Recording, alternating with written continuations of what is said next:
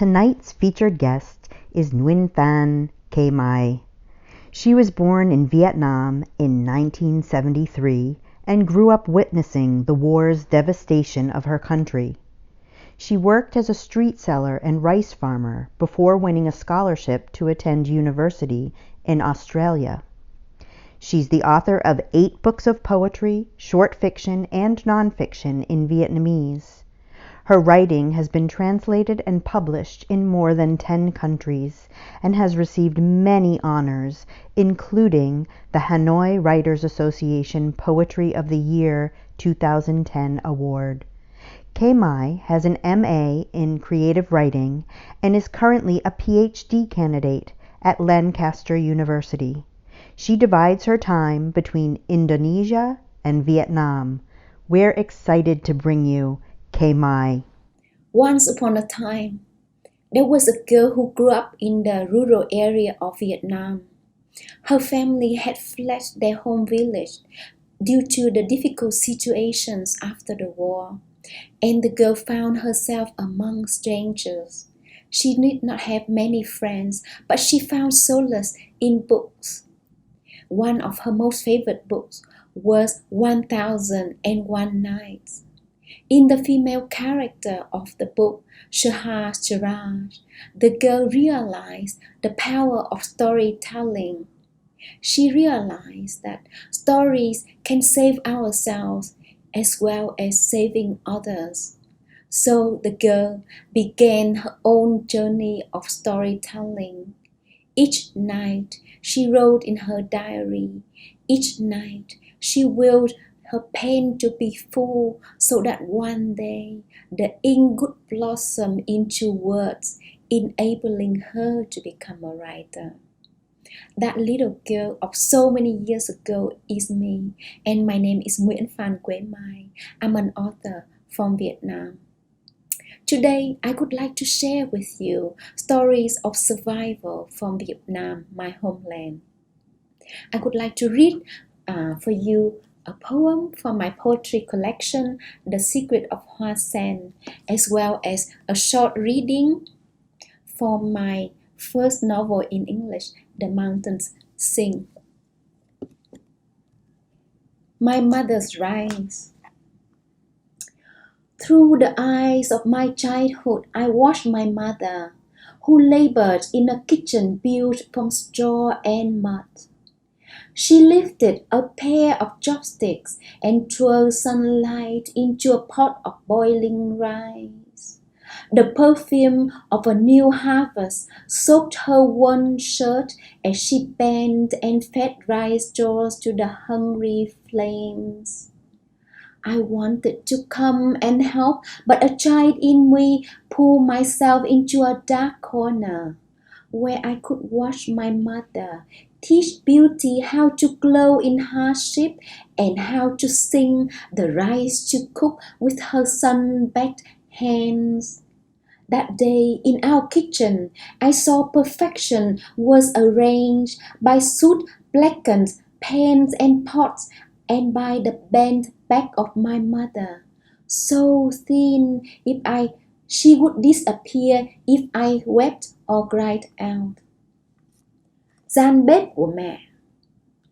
Qua đôi mắt tuổi thơ tôi nhìn mẹ tôi tất tả trong gian bếp được dựng lên bằng rơm và bồn quánh. Mẹ nhấc đũa lên khuấy nắng vào nồi cơm đang sôi, vạt áo mẹ đẫm hương thơm của mùa gặt mới, tay mẹ mớm rơm khô cho ngọn lửa đói bập bùng. Tôi muốn đến cạnh bên và giúp mẹ, nhưng đứa trẻ trong tôi kéo tôi chui vào góc bếp tối thẳm. Từ nơi đó, tôi nhìn gương mặt mẹ dạy cho vẻ đẹp, cách bừng lên trong gian khổ và cách hát cho cơm sôi bằng đôi tay rám nắng của người.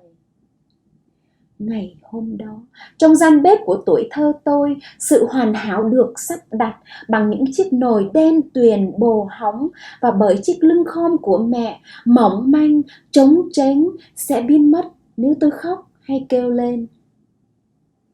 You just heard the poem in Vietnamese language. And now, a short reading from my novel The Mountain Sing. The Mountain Sing is a journey into 20th century history of Vietnam via the lives of four generations of a Vietnamese family, told in the voices of two women, Grandma Diệu Lan and her granddaughter Hương. The novel is about survival, hope, courage, and it is also a story of peace, of a longing for healing and reconciliation. And this is the beginning of the story that Grandma Diệu Lan tells her granddaughter Hương, whom she calls by her nickname Guava. The Fortune Teller, Nghệ An Province, 1930-1942. Guava, remember how we used to wander around the old quarter of Hanoi? We often stopped in front of a house on Hàng Gai. I didn't know anyone who lived there on Silk Street, but we stood in front of the house, peering through its gate. Remember how beautiful everything was? Wooden door featured exquisite carvings of flowers and birds, lacquered, shuttered, gleamed under the sun, and ceramic dragons soared atop of the roof's curving edges.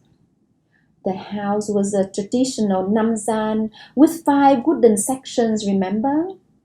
And there was a front yard paved with red bricks. Now I can tell you the reason I lingered in front of that house. It looks just like my childhood home in Nghệ An. As I stood there with you, I could almost hear the happy chatter of my parents, my brother Công and Auntie Tu. Ah, you asked me why I never mentioned to you about having a brother and an aunt. I'll tell you about them soon. But don't you want to visit my childhood home with me first? To go there, you and I will need to travel 300 kilometers from Hanoi. We follow the national highway, passing Nam Định, Ninh Bình, and Thanh Hóa provinces. Then we turn left at a pagoda called Phu Định, crossing several communes before arriving at Vĩnh Phúc, a village in the north of Vietnam. The name of this village is special Guava, as it means forever blessed. At Vĩnh Phúc, anyone will gladly show you to the gate of our ancestors' home, the Trần family's house. They walk with you along the village road, passing a pagoda with the ends of its roof curving like the fingers of a splendid dancer, passing ponds where children and buffaloes splash around. During summer, you gaze at clouds of purple flowers blooming on swan trees and at red gout flowers sailing through the air like burning boats. During the rice harvest season, the village road will spread out its golden carpet of straws to welcome you. In the middle of the village, you arrive in front of a large estate surrounded by a garden filled with fruit trees. Peeking through the gate, you see a house similar to the one we saw on Silk Street, only more charming and much larger. The people who take you there will ask whether you related to the Trần family. If you tell them the truth, Guava, they'll be astonished. The Trần family members have either died, been killed, or disappeared. You learn that 7 family members have occupied this building since 1955. None of them are relatives. My beloved granddaughter, don't look so shocked. Do you understand why I have decided to tell you about our family? If our stories survive, we will not die even when our bodies are no longer here on this earth. The Trần family's house is where I was born, got married, and gave birth to your mother Ngọc, your uncle's dad, Thuận, Sang, and your aunt Hank. You didn't know this, but I have another son, Ming. He's my firstborn and I love him very, very much, but I don't know whether he's dead or alive. He was taken away from me 17 years ago and I haven't seen him since. Thank you. Perhaps you would like to hear one more poem from my poetry collection. So the mountain sing was inspired by the experiences of my family as well as of those I know. I had to write the novel to imagine the journey of my grandmothers because I never had the chance to meet them and to know them personally. Both of my grandmothers had died before my birth, and with the publication of The Mountain Sing, I could find myself a grandma. I have a grandma Diệu Lan, in my novel. And so I would like to tell you a little bit more about my grandmother. One of them died in the Great Hunger of 1945 in Vietnam, when up to 2 million Vietnamese people perished during World War II. This poem is for my grandma. The poem I can't yet name. My hands lift high a bowl of rice, the seeds harvested in the field when my grandmother was laid to rest. Each rice seed tastes sweet as the sound of lullaby from the grandmother I never knew. I imagine her soft face as they laid her down into the earth, her clothes battered, her skin stuck to her bones. In the Great Hunger of 1945, my village was starved for graves to bury all the dead. Nobody could find my grandmother's graves, so my father tasted bitter rice for 65 years. After 65 years of searching, spirits of my ancestors led my father and me to my grandmother's grave. I heard my father call Mum for the first time. The rice field behind his back trembled. My feet clung to the mud. I listened in the burning incense how my grandmother's soul spread, joining the earth, taking root in the field where she quietly sang lullabies, calling the rice plants to blossom. Lifting the bowl of rice in my hands, I count every seed, each one glistening with the sweat of my ancestors, their backs bent in the rice fields, the fragrance of my grandmother's lullaby alive in each one. I would like to thank my translator, Bruce Weigel, for his help in translating this poem and this collection with me. And now this is the poem in Vietnamese language, which is the language that I wrote the poem in. Bài thơ chưa thể đặt tên. Nâng bát cơm trên tay, tôi đếm từng hạt gạo.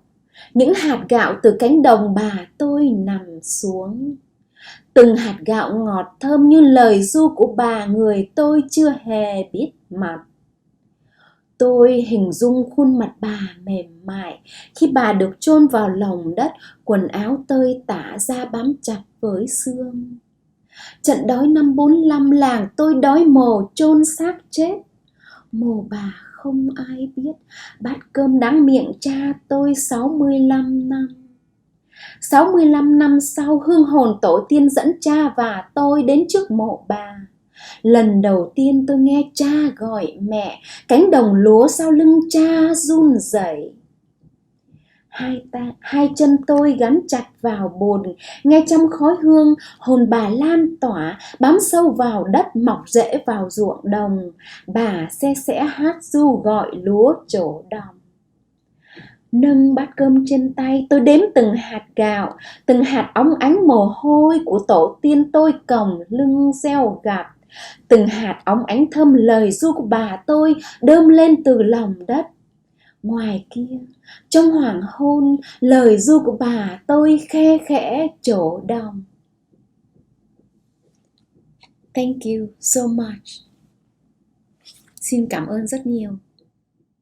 Tonight's featured artist is Holly Iglesias, whose work includes 3 collections of poetry: Sleeping Things, Angles of Approach, and Souvenirs of a Shrunken World, as well as a critical work, Boxing Inside the Box, Women's Prose Poetry. In addition, she's translated the work of Cuban poet Caridad Atencio. She's received fellowships from the National Endowment for the Arts, the North Carolina Arts Council, the Edward Albee Foundation, and the Massachusetts Cultural Council. Iglesias is currently a professor of practice in the Creative Writing MFA program at the University of Miami, with a focus on archival and documentary poetry. Please welcome Holly Iglesias. I have 2 poems. The first, from my second collection of poems, concerns the Vietnam War. The second, written just last week, about our current civil war. Perishables. In the final days of the war, a boy eats cake. A cake from the saddest mother, a woman unaware that her own son has bled into history. A history with jaws that are soft and tropical, the greenest green, not gray like Lake Erie in winter. The cake sealed first in wax paper, then gift wrap, then a grocery bag dismantled with pinking shears. The bundle tied with cotton string, her fingers recalling the tiny buttons of his school shirts, the comb dipped in water before parting his hair. Mercy reigns at every latitude, at each contested parallel, reigns anywhere that grunts line up for salt pills, clean socks, for unclaimed parcels that go to those who never get mail. Cake sweetens the mouth of a boy the woman will never meet, a boy who tastes in the kindness of strangers the complications of survival, a boy who in manhood will crumble each time he tells the tale.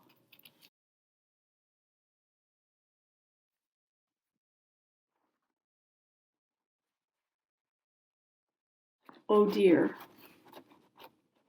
child of mine at home with the sitter, the TV hopefully off, please know that I chose to leave you this morning for a few hours so that later I can stay with you and live out my life beyond this time of plague and persecution. Sounds like something from a Catholic school book in the 50s about gladiators or stormtroopers or the apocalypse. Today, child of mine, at home and me away from you, I'm staring down another imperial soldier, a soldier of our own country in combat gear pointing a gun at me. I'm wearing the yellow shirt I wore to your school picnic last year when we thought we were safe, when we thought we were free.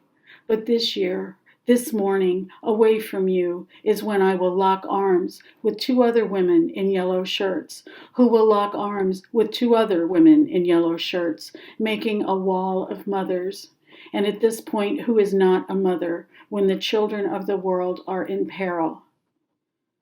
This is not how I thought I would love you, my dearest child, but I see that this is how I must love you now, today, in this unthinkable world. Tonight's featured artist is Diana Fanning, who has toured extensively as a solo performer and chamber musician throughout the United States and in England, France, Austria, Switzerland, Holland, the Czech Republic, Canada, and Germany. In recent years, she performed at the Sound of Music Castle in Salzburg and in Prague at the invitation of the International Dvorak Society. She's performed numerous times with the Vermont Symphony Orchestra as concerto soloist. Vermont Public Television featured her in a program of works by Scarlatti, Ravel, and Chopin.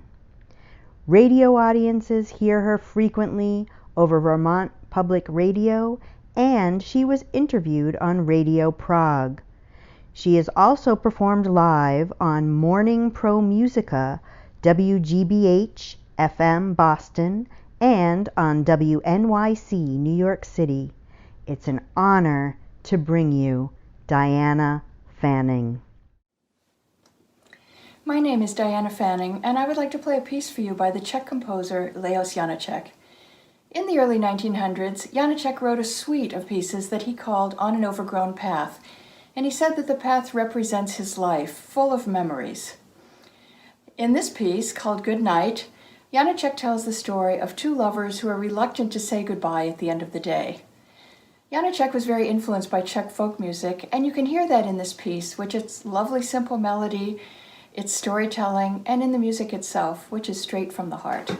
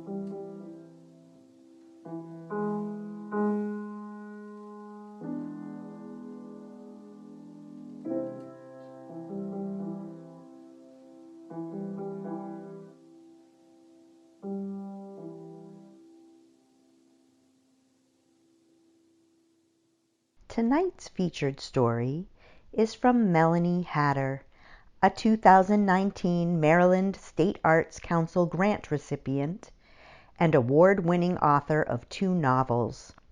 Selected by Edwidge Danticat, her novel Malawi's Sisters won the inaugural Kimbilio National Fiction Prize. The Color of My Soul won the 2011 Washington Writers Publishing House Fiction Prize. She's also the author of the short story collection, Let No One Weep for Me, Stories of Love and Loss. Here she is, Melanie Hatter. Hi, I'm Melanie Hatter. I am the author of Malawi's Sisters, which was released in 2019 from 4-Way Books. I'm very excited to be participating in the Scheherazade project. 101 Nights of Women Telling Stories. I'd like to read an excerpt from the novel. It is a book that is certainly speaking to our times. It was inspired by the shooting death of a young black woman by a white man. That was back in 2013, Renisha McBride. But it certainly seems to be speaking to a disease that is continuing to ravish this country. And I hope that we're on the cusp of some serious change. So, Malawi's Sisters.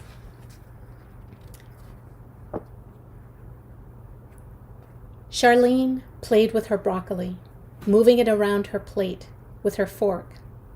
Kenya told her to eat up. "Why are we going to Florida?" the girl asked. "We're going to participate in a march for justice." "For Aunt Maui?" "It's like Trayvon Martin," Junior said. "Black folks are getting gunned down just for being black." Kenya's chest tightened. This wasn't something she wanted her son to think. "Well, it's not as simple as that, really," she said, but she wasn't certain how to explain the complexity of race.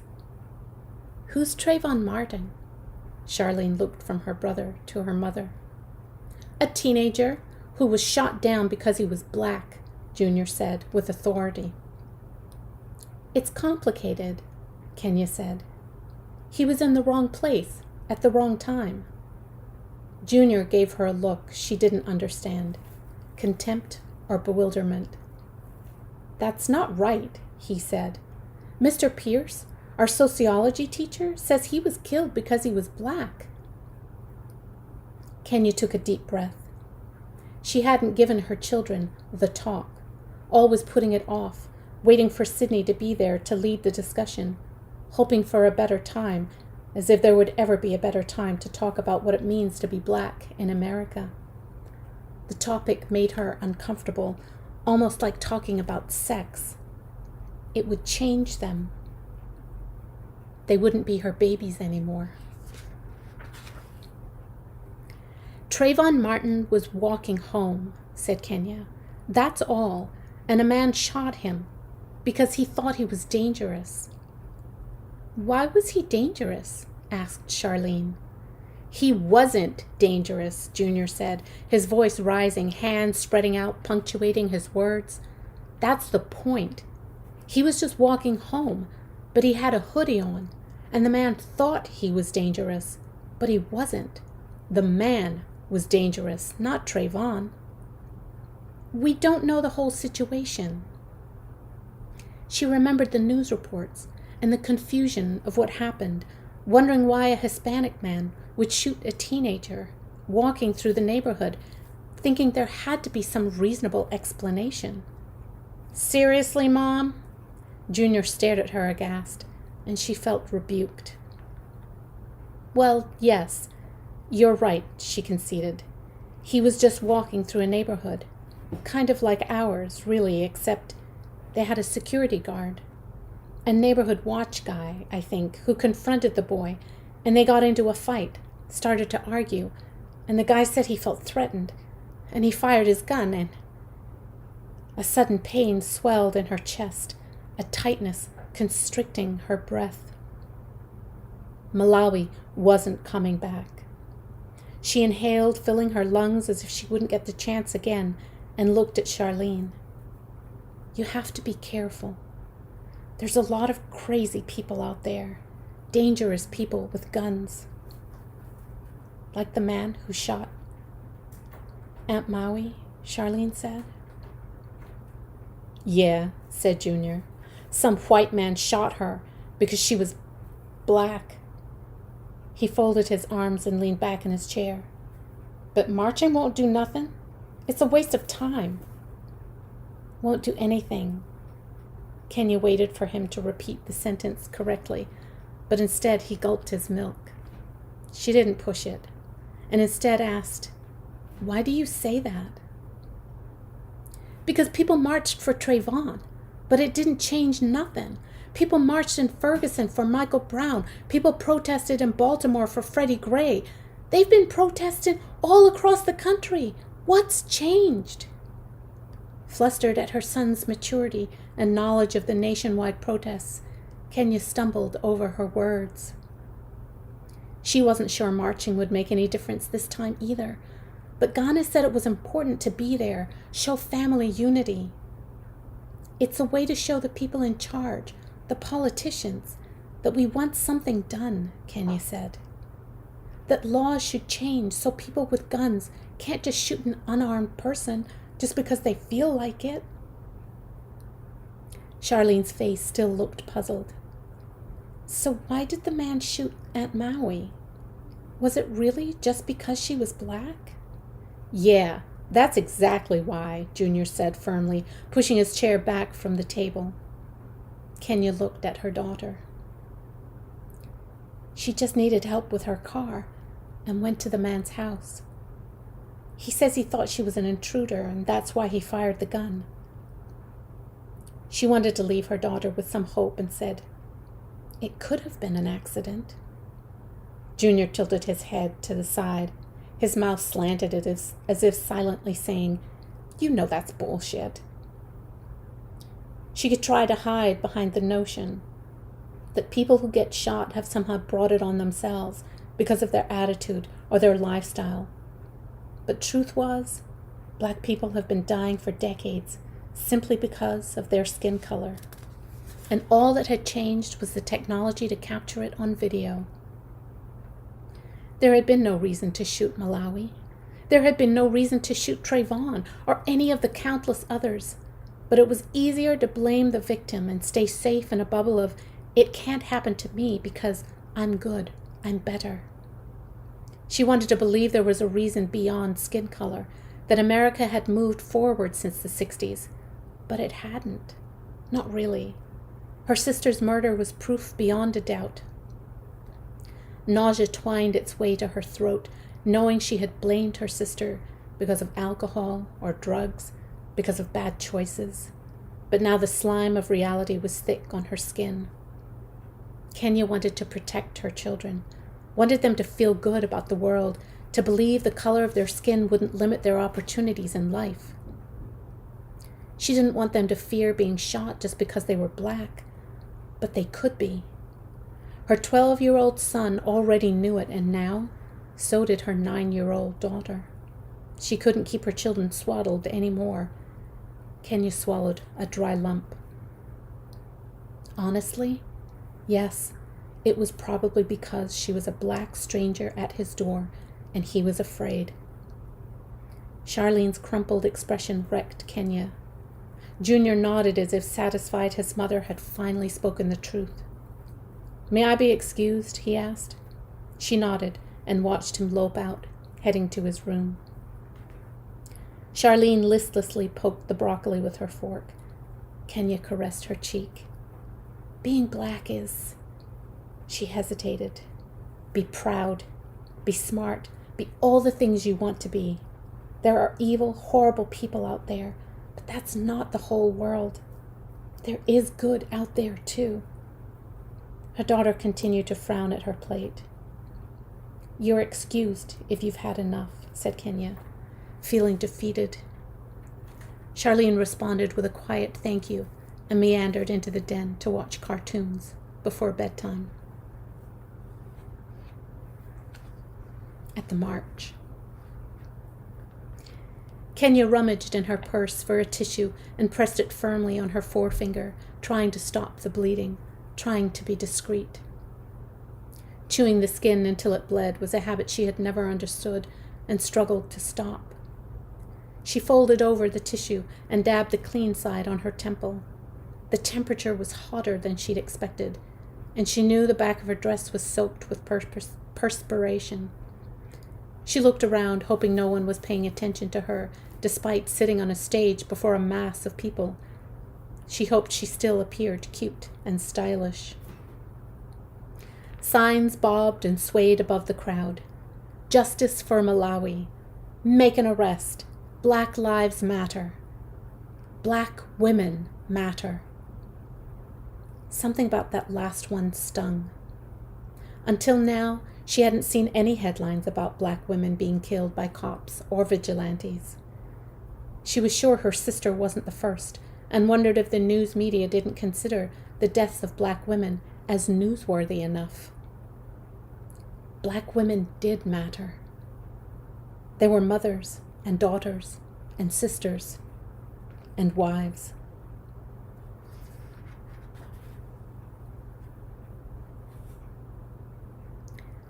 Ghana was graceful as she stepped to the microphone, and this surprised Kenya. Her sister was eloquent, strong, passionate, all the things Kenya wished to be. Ghana was free to be anything she wanted. In high school and college, Kenya panicked whenever she got a B. The fact that Ghana never got her bachelor's degree dumbfounded Kenya, who would never have gotten away with not graduating. But then look at her life. She got paid by the hour and probably had no health insurance. There was no security in that kind of a life. Junior patted her forearm. "Mom, when will the speeches be over? I want to march." "I don't know, honey. Sit up. It won't be long. Look at your Aunt Gan. Isn't she beautiful?" Junior shrugged. Ghana was beautiful, Kenya thought. She wished she were more like Ghana. Speeches and more speeches, then everyone would march to the courthouse to demand the arrest of Jeffrey Davis, who apparently hadn't been seen since the shooting. "Too many of us are dying," Ghana said, her voice echoing through the speakers into the air. "My sister will not die in vain. We must demand change." The crowd burst into applause, and Kenya nudged her daughter to a sitting position and clapped her hands with a sudden burst of energy. The balled-up bloody tissue fell to her feet, and a breeze shifted it toward the edge of the stage, causing Kenya to panic. She watched it teeter like a red-spotted carnation, afraid of it being blown into the audience. Then her father stood up, drawing her back into the moment, and she looked at Ghana, who glanced back, perhaps seeking reassurance or checking to make sure everyone was still awake, and Kenya stood up to applaud, forgetting the tissue. Her sister was a superstar. They marched slowly. This was Kenya's first protest march. Some linked arms, making her feel awkward. She avoided linking arms by walking between Charlene and Junior. This wasn't the march on Selma across the Pettus Bridge, after all, yet a weight settled in her stomach. A woman approached, older, perhaps her mother's age, wearing a bright green blouse and black pants. Arms outstretched, she took Kenya's hands, forcing Kenya to stop walking. The crowd nudged past. "I lost my brother," the woman said. Her small eyes were full of tears yet to fall. "He was shot by the police. They just don't care about us. Just don't care." Kenya wasn't sure how to respond. "I'm so sorry," she said, squeezing the woman's hands. She didn't understand why so many African Americans were being shot. And why Malawi? Ghana was right. This was bigger than the Walker family, bigger than their loss and their pain. The woman said, "You're not alone," then pulled away, and Kenya gripped Junior and Charlene's hands. As the crowd swallowed the woman, Kenya tightened her hold on her children and spied Ghana's hair up ahead. Thank you. I hope you enjoyed the reading, and I hope you enjoyed these 101 nights. Thank you. Tonight's featured artist, Brenda Hillman, is the author of 10 collections of poetry, most recently, Seasonal Works with Letters on Fire, which received the 2014 Griffin International Prize for Poetry, and Extra Hidden Life Among the Days in 2018. Named by Poets and Writers as one of 50 inspiring writers in the world, Hillman has worked as a teacher and activist for social and environmental justice for nearly 4 decades. She has received fellowships from the Academy of American Poets and the Guggenheim Foundation, as well as the William Carlos Williams Prize, the Los Angeles Times Book Prize, and the Morton Dowen Zabel Award for Innovation in Poetry from the American Academy of Arts and Letters. In 2016, she was named a Chancellor for the Academy of American Poets.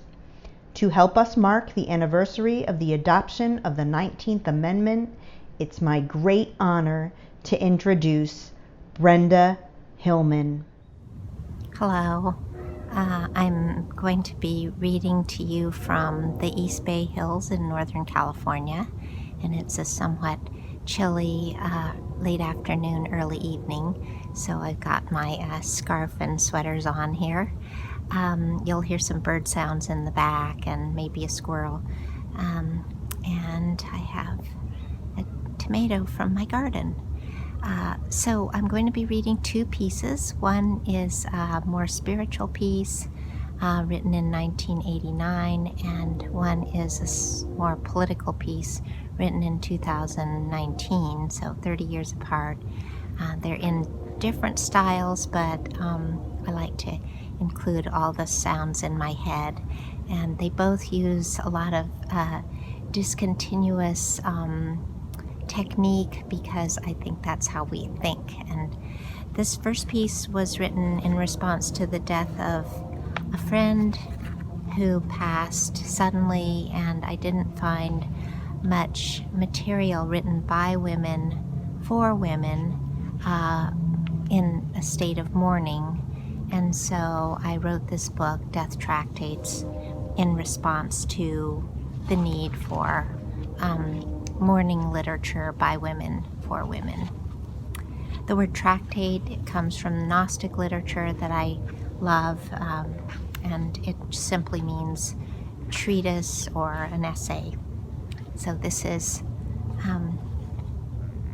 dedicated to those of you who have lost close women. First tractate. That the soul got to choose. Nothing else got to, but the soul got to choose. That it was very clever, stepping from light world to light world as an egret fishes through its smeared reflections, through its deaths, for it believed in the one life, that it would last forever. When she had just started being dead, I called to her. Plum trees were waiting to be entered, the swirling way they have, each a shower of what? Each one full of hope and of the repetitions. When she had been dead a while, I called again. I thought she was superior somehow, because she had become invisible, because she had become subtle among the shapes, and at first she didn't answer. Everything answered.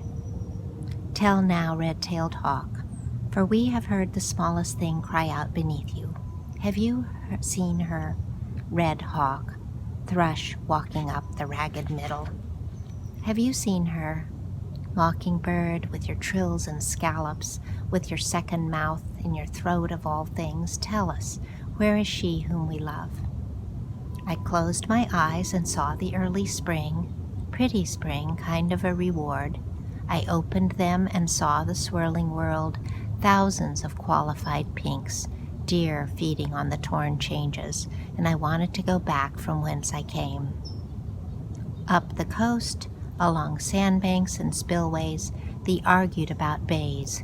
Spring came forth with its this and that, its I can't decide, as my life had before she died, pre-blossoming, cranesbill, poppy, and I wanted to go back from whence I came. Heart that can still see our heart that will not let us rest. February evening, young mothers in the drugstore with valentines, all of which needed to be used. Packages of plain or lace ones stuck together, and the mothers proud of themselves for remembering. The valentines slumped down, so the red merely looked promising, but pressing up bravely anyhow. The awkwardness of what's here, ceaselessly trying to arrange itself. I went out in the night, I called out, I felt along the edges of the panel. Without her, everything seemed strange to me in this world. Just the taste of oranges, imagine. And all of this, compared to her, seemed bulky. For weeks this was true, as if only being dead were the right amount, only being dead were fragile enough for what the earth had to say. Clumsy for a while, it was too much to go on living. Roadside acacias, I could not bear them, all unzipped like meaning. The ostinatos of the birds, magnolias, dogs' tongues, curved to spoon up rain, too much shape, even that which was only suspected of having it, the iris that lay in the ground with their eyes of fate. And then the other voice said, you who long for things, who can't understand borders, who like to spread your magic and your blame, forgive yourself. She'd given you an impossible task. She said to follow, and you intended to, but you'd come to a place in the forest where there weren't any tracks. And the book goes on in that way of grieving a loved one. So the second piece I'll read, I'm going to read most of the parts of a poem that it has little 12-line chunks. So there are 8 of them, but I'm not going to read all 8 because some of them are very visual, and so I'll read the ones that I can read. Communicate to you in the music of the poem. There are 2 poets that are mentioned, Muriel Rukeyser and Adrienne Rich. They were both very feminist poets and really fought for the rights of women. And this is also dedicated to you all in hopes that you'll vote. It was commissioned or requested by the Academy of American Poets. Lines for the 19th Amendment Centennial. 1. The century speeds along, sound and dust and color and light. Clouds speed over ball games and wars, nerves hanging off them. Women watch early election results, stressed out women in hats and choirs, women sitting under suburban stars, women with husbands or wives, housed or unhoused women with herbs or guns, women with friends and cats who are always tired, new, medium, or old to the new world order, who pull their masks tightly after the fires. Over 52 million minutes since the 19th Amendment. Over 26 million women voted after that, mostly only white women because of the poll tax. Now let's just think about that. There are 53 minutes in a microcentury. We place extra dots as eyes for extra vision. There are 2 periods in the 19th Amendment. I place them here. For women who want to be women or don't. We were dodging the little zeros between mystery and meaning, history and hope. We were walking or driving. I was flying left until my left wing broke. 3. Some women vote with armed guards. Some have their forearms stamped. The branches of the oak are breaking off. the particle spirits are being used up. There are 2 men in amendment. There is Jerry in gerrymander. There are eyeless vans outside like hearses carrying the corpse of prophet. Some women do not like to vote. They think the revolution will come faster. The land is blighted, Muriel. Is weather better if you order online? Is Earth's orbit polyethylene? I thought of not voting, but there isn't time.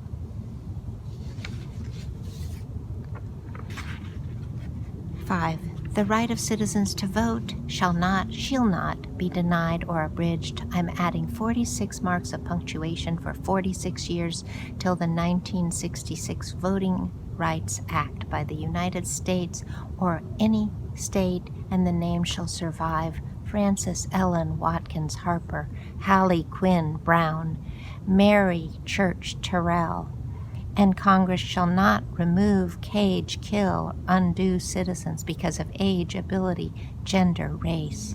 Some vote despite perfectionism, messy marks in tiny, tiny hollow squares. 6. I voted first in 1972. Tear gas, My Lai, weather underground.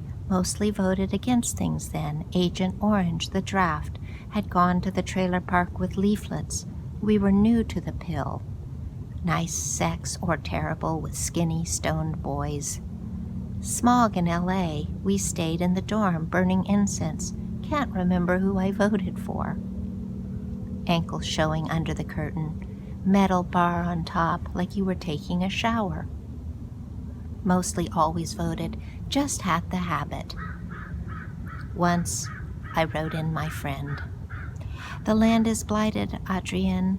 Absentee ballot, I tear the numbered stub, and then I mail it in. 7. Seatmate on the plane. Speaks first. Older woman taking care of herself. Dental assistant from Virginia. I suspect she voted for tea.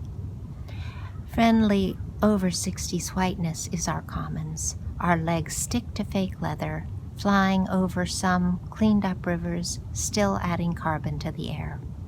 Her $12 cheese plate dwindles. We talk. We both love our jobs. She puts small instruments in patients' mouths. I use small instruments with patients. She's going to Las Vegas to play blackjack. Laughs. Our story sails along inside oblivion. Our electrons speed inside oblivion. 8. The yellow minutes of our coasts, the saturation of our voices. Centuries of women sick on a ship, decades of women sick at an office. Women intense in a marketplace where the orange canary sings beside the masterpiece they made. At times, I hear the Queen of Ants. At times, I feel the great dead choose for us to keep unreasonable joy and revolution in the craft we made. We feed refusal to the storm, to live in the dream, in revolt, in realism. Thank you in advance for voting, and thanks to the people who put this program together. Tonight's featured artist is not only a successful and multifaceted artist, but a Vermont icon, Sabra Field. Known primarily as a woodblock printer, Sabra Field was born in 1935 in Tulsa, Oklahoma, and she grew up in the metropolitan New York area. She earned a Bachelor of Arts with honors in the arts from Middlebury College, which awarded her its Alumni Achievement Award in 1984 and an Honorary Doctor of Arts in 1991. She holds a Master of Arts in Teaching degree from Wesleyan University, where she studied printmaking with Russell T. Limbach. Field has lived in Vermont since 1969, when she opened a studio to publish her hand-pulled woodblock prints. She says, "You can read about the awards, commissions, honorary PhD, inclusion in international exhibitions, and my Italian printmaking workshops at Spanacoccia near Siena in my curriculum vitae, pointing out that the career highs that sustain me are not glamorous by the standards of the wider world, but they confirm that I made the right decision and that this wonderful place is home. She says, I've never fallen out of love with my medium. I couldn't be happy otherwise. It's my pleasure to bring to you Pandora's Suite by Sabra Field.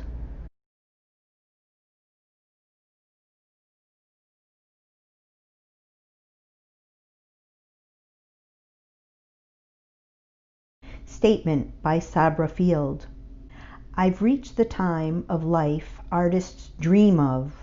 A few commissions, sales of reproduction rights, a lot of time to think and dream and invent new images while still having the strength and energy to make them come true.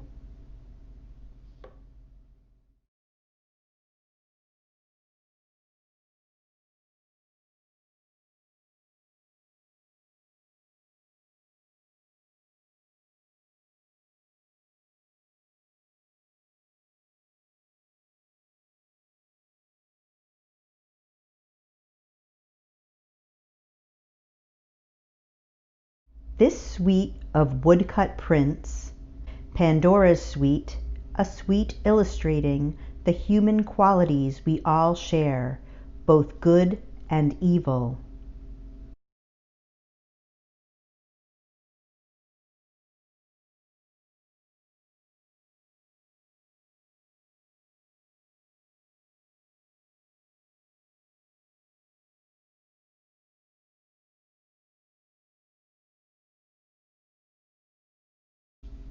Middlebury Museum has the complete suite, and it was hung together for a retrospective a couple years ago.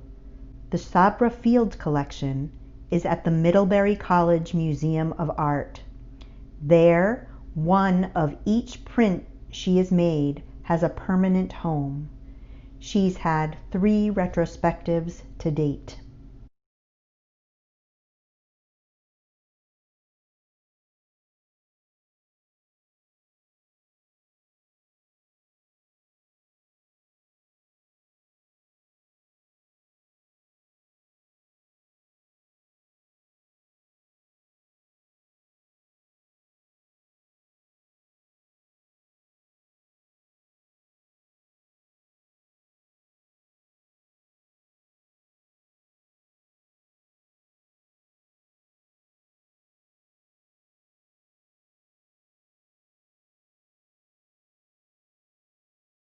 The hung figure casts a shadow on the wall to suggest how the evil of slavery has darkened all our lives.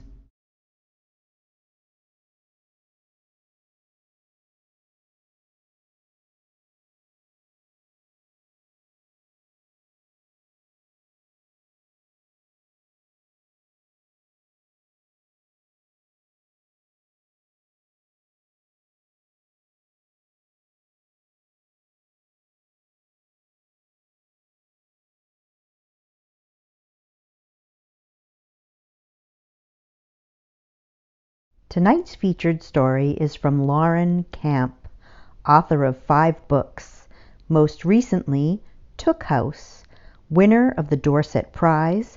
She has also received fellowships from Black Earth Institute and the Taft Nicholson Center, as well as finalist citations for the Arab American Book Award, the Housatonic Book Award, and the New Mexico-Arizona Book Award. In 2020, she was selected as one of 100 artists for 100 offerings of peace. And she's featured here tonight as part of our hashtag 101 Nights campaign. Lauren Camp. My name is Lauren Camp. I'm a poet and an author. I live in Santa Fe, New Mexico, and I teach creative writing workshops for my community, especially for elders, My goal is to try to give them a space to express themselves and to honor their stories and their voices. I'm going to read you 2 poems. The first is Repeating Invariant Limits. My sweet, what you need to know is, at dusk, a defensive face will address a crowd, pushing into each person like an impossible bird. Even though the face says it's vultures and cursive upheavals, which split to a half line that will be replicated tomorrow in ink and sapped pixels, and though all the clabber is but a soliloquy for building a tyranny, both muster and hammer, we must keep to our minds. He'll say it as envy with his dingy vocabulary. Some will snap, my sweet, though I hope not us, while he swaggers the air in their clapping. So sudden he claimed many falsehoods as we drove past stadiums and streets dressed in his shadow. My sweet, I also don't know what to do with the Snickers. We swear, drink, and parch desmadre at borders he milks to thicken, gash in the news that pulses targets and victories from speakers. Our social media sparks its desires for the next yank and grease. For a while, we loved not to touch, since the opposite of forgetting is rage. But our bodies wept, while the web scolded its fierce stretch. All this proclaiming, we undressed. We needed what happens past vexing. Soon enough our limbs found a purpose. Meanwhile, deaf to the fear we have for the future, the knobbed cat hollers every hour, useless but for the yearn to be held in the pew of a heart. Love is a menace, the size of despair. But my sweet, come with me and look. Come, bargain your breath. Count how many ifs to the drift of that sunset. This is such an awkward, strange, and tragic time with all that is going on with the pandemic, with the protests. Many changes need to happen. Many changes are happening. And it's very exciting to see the good that's coming out. The second poem I'm going to read is Tread and Root. I've been meaning to tell you how beautiful the sound of your names, euphoria and breezes, gasps and sweet. They open like carnivals, picnics, pastures. Open, sometimes to the last. This week showed up with its emptying hands, and what hands will carry? A revolution, upper floors, old streets. Showed up with countless others, noon, night, any nervous hour, the haptic anger at corners. I watch shade press to the crux of buildings, tangle in cities, see it split off. How strong that roar and gaze. Broken glass. Another pledge for another who never got mercy. Days heap along, and I understand more of your consonants, those maximums, the paths your souls wore to imprint the concrete. Dear you, with those names that should have been universe, longer than doubt, should have been many shapes of an exhale. If this week is points, surfaces, debris, it was set in motion by our standing alone. In my mind, I bathe the bodies. This week is what happens at once, the hammer and mingle. The barricades, windows, then windows that board the weakened areas. Summer is falling and falling in names. Near my home, I find places to linger.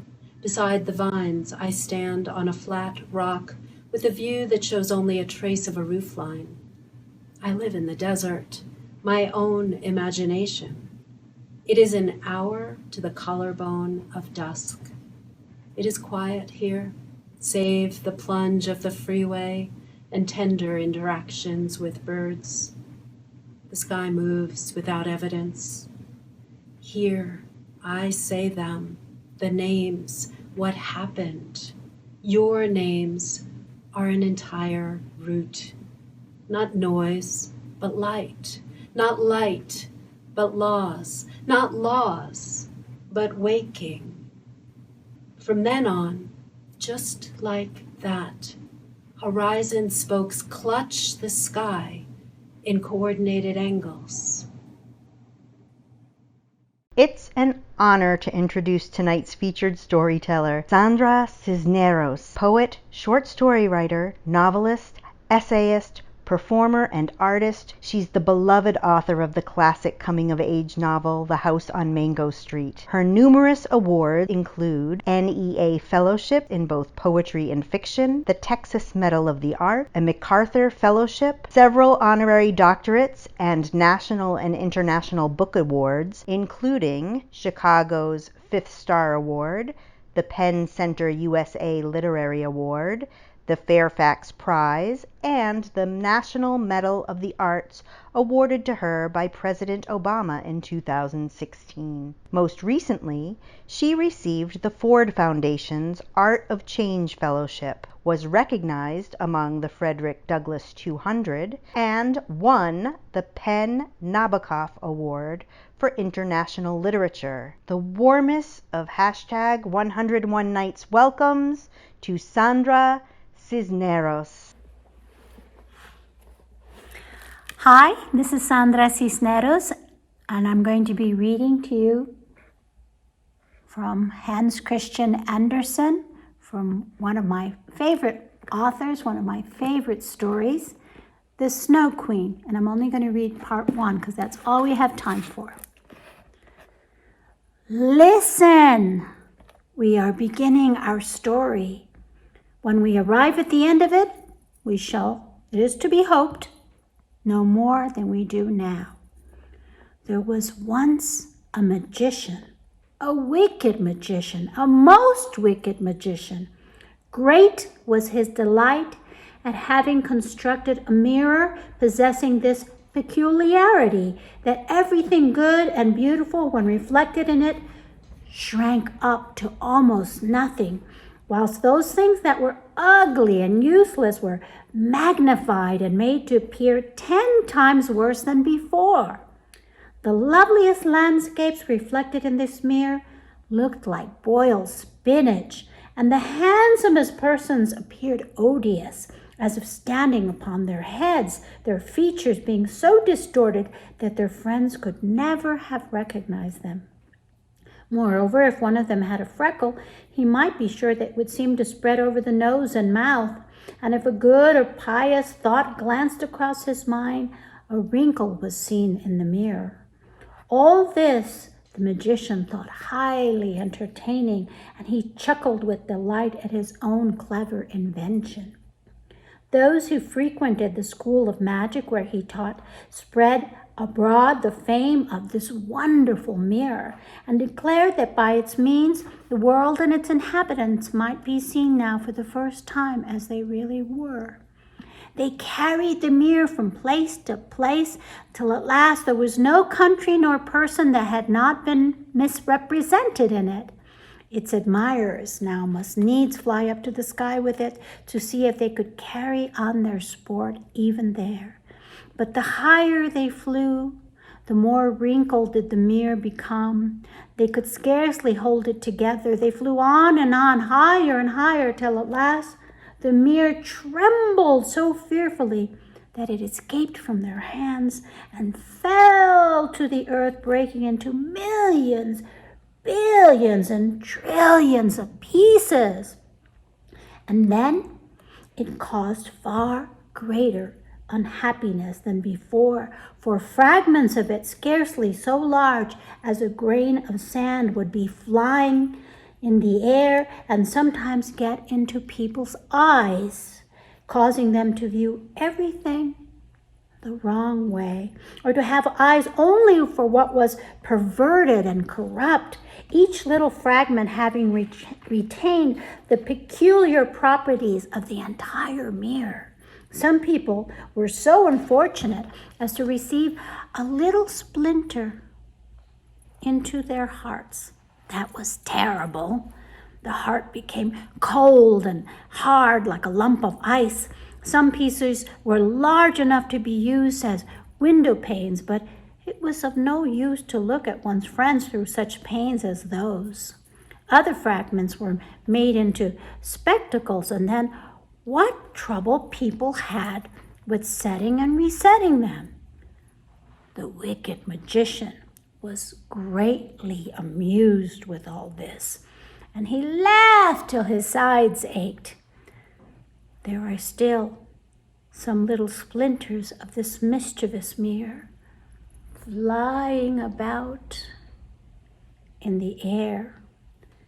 We shall hear more about them very soon.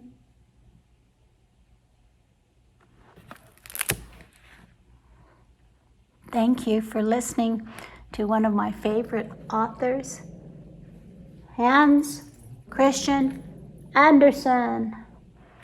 Be careful, splinters of that mirror are still flying about and getting into people's eyes and hearts.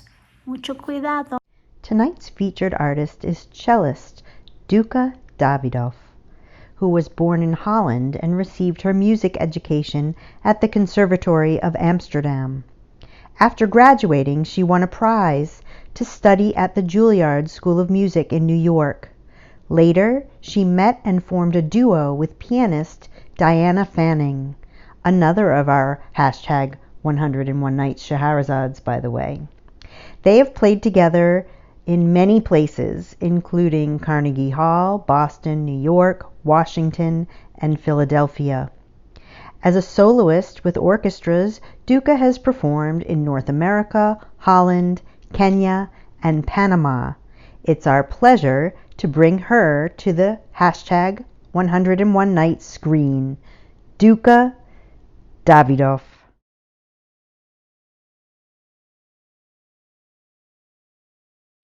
I am Duca Davidoff from Vermont, and I will play the Allemande from the Suite in G major by Johann Sebastian Bach.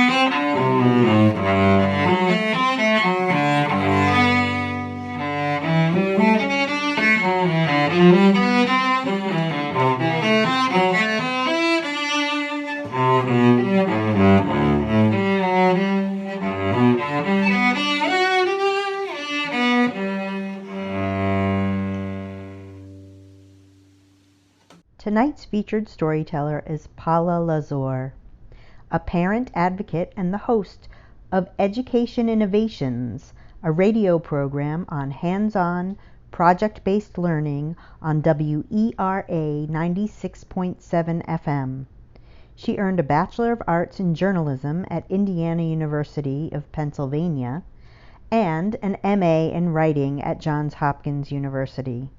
Paula is the author of Beyond the Box: How Hands-On Learning Can Transform a Child and Reform Our Schools, A Mother's Story. And here she is, Paula Lazor. So this chapter is called College Media News Service, and I'd like to read a little bit about it. It was only a few days into summer vacation, and Matt was already bored. Then out of nowhere, he asked me if he could still work at the radio program I had mentioned to him earlier in the year. I was surprised that Matt even remembered the internship that my friend Ellen had recommended when she'd found out problems at school. Then again, Ellen also mentioned she would pay him $100 a week for his work, and that he could even bring a friend. Sure, he can start any time he wants, Ellen told me, when I asked her if the offer was still good. Matt invited his friend Mark to work at the news service with him. They had been long, fast friends ever since Mark moved a few doors down from us when Matt was in 4th grade. Their first internship day was July 10th. The studio itself had a college dorm feel to it, newspapers scattered on a coffee table, and several young men and women immersed in conversations about what they should cover that day for their web-based stories. Once we arrived, I stayed long enough to introduce the boys to Ellen, who, busy as usual, was just about to dash out the door. She had to make a hastily arranged meeting and only had time to say hello before handing them over to the internship coordinator. She promised to talk to the boys about their assignments once she returned in the afternoon. Even though she was barely 5 feet tall, Ellen's piercing dark eyes and tell-it-like-it-is manner left no doubt that she was a force to be reckoned with in this media world. Yet she was also one of the most generous people I knew, always looking for ways to help the underdog and sparing no expense when it came to social causes that she believed in. Matt was someone she decided to take under her wing. She had no patience with the traditional school system, and when she saw potential in bright young students who were slipping through the cracks, she found ways to spark their creativity. Having the opportunity to work on interesting projects seemed like a formula that might work for Matt. The first assignment for the two boys was an easy one: to accompany one of the college students to Capitol Hill to get their press credentials. When Matt came home that evening, the first thing he said was how much he liked his new boss, especially after she disapproved of his green floral shirt and his skateboard pants. "You look like a frickin' ragamuffin," blunt-spoken Ellen had told him, an observation that apparently won Matt over immediately. He promised her he would wear something more professional the next day, and as promised, after dinner, we shopped for clothes that were more presentable for the news service: khaki pants and 5 plaid cotton shirts. After telling Tom and me about his wardrobe malfunction, Matt proudly showed us his press pass. Below his media credential, it read, Studio Producer 2001. What a contrast from middle school and its classroom settings. Matt, now doing these challenging creative projects, loved the challenge of piecing information together, just like he loved building things. We were impressed with how the radio internship helped him to work independently through complicated issues.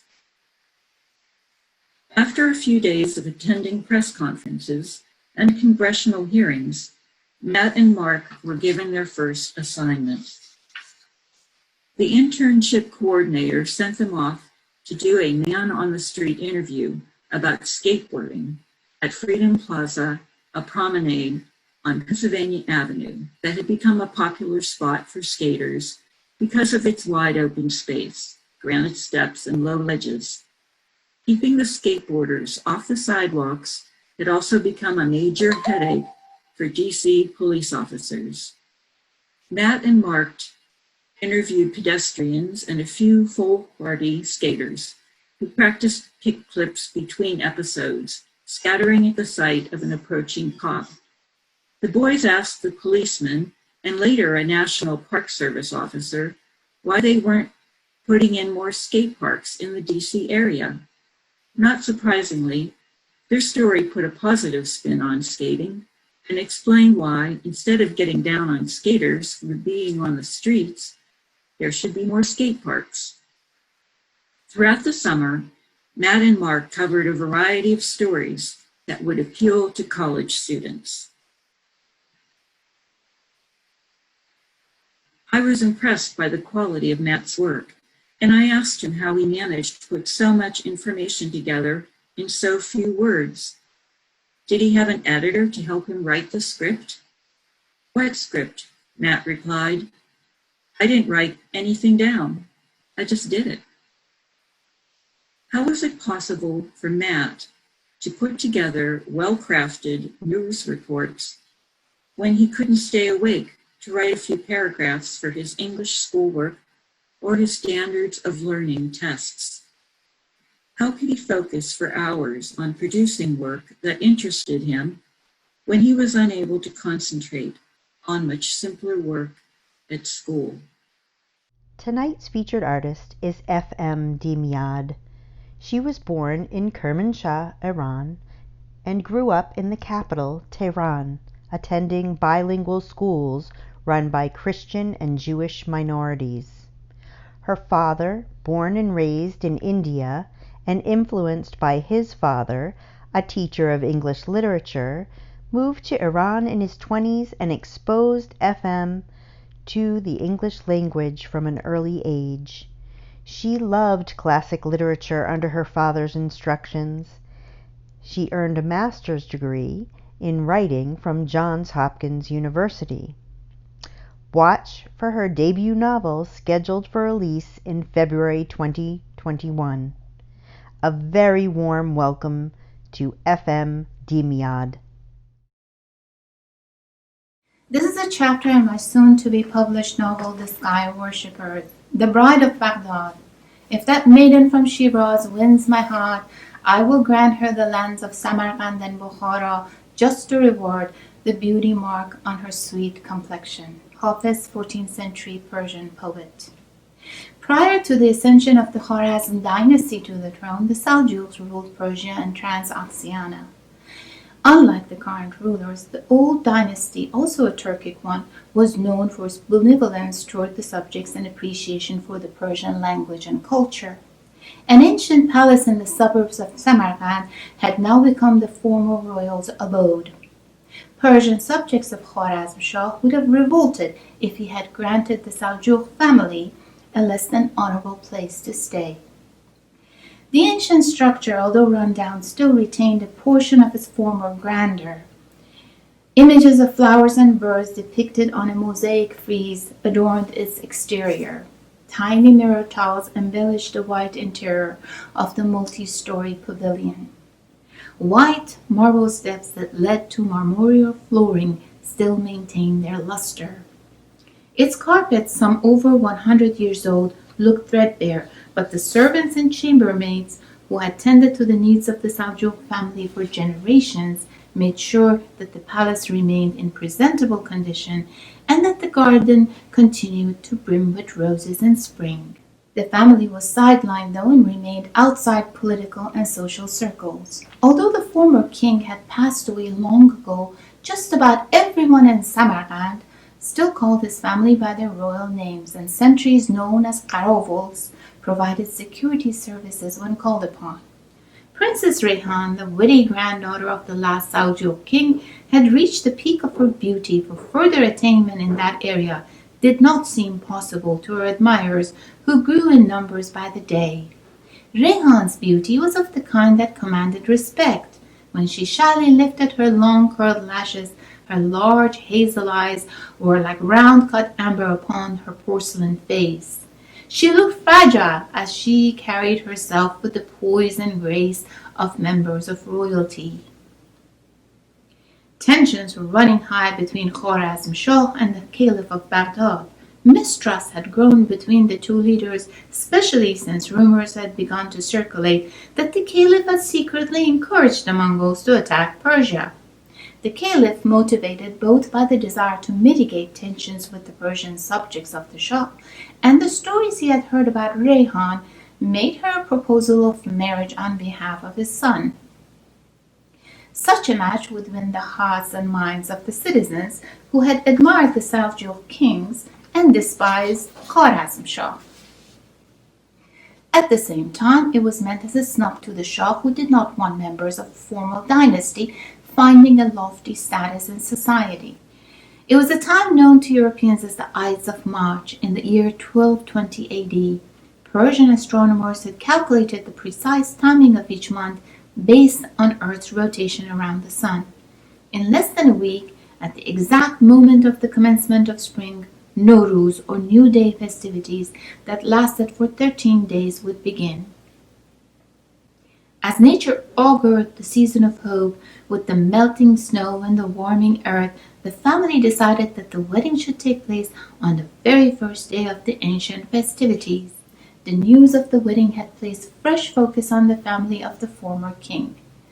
The word former was dropped from all conversations, however, as residents of Samarkand shared the joy of young Princess Rehan. Rehan and her family used the private pool of the palace for bathing. Only on special occasions, like the upcoming wedding of Princess Rehan, did they venture out to the main bathhouse of Samarkand, which would then be closed to all commoners. A sign stating so, as well as the presence of Qarovals outside the bathhouse, warded off inquisitive passers-by. The bathhouse had white steps that led to a green door with two small windows at each side. Hours before the arrival of the princess, 10 Qarovals had stood at considerable distances from one another in front of the bathhouse, each almost invisible to the other at dawn. No pedestrian or vendors lingered nearby, for all had heeded the morning call to prayers. A unit of 10 Mongol warriors dressed as bathhouse workers approached the Qarovals from behind. The Mongols had covered their faces in the red checkered cloth used as towels in such public places. Before the Persian Qarovals realized the presence of encroaching enemy, and before fear could settle into their hearts, their throats were slit one by one. They made no noise as they succumbed to death. In the eerie quiet of dawn, the Mongols dragged the bodies of their victims into the empty bathhouse and dumped them where they would not be discovered for days to come. By the time Princess Rehan and her companions arrived, the sun had squeezed through the branches and left its trace on the pavement, shedding light on the bright red drop of blood, too small to be noticeable.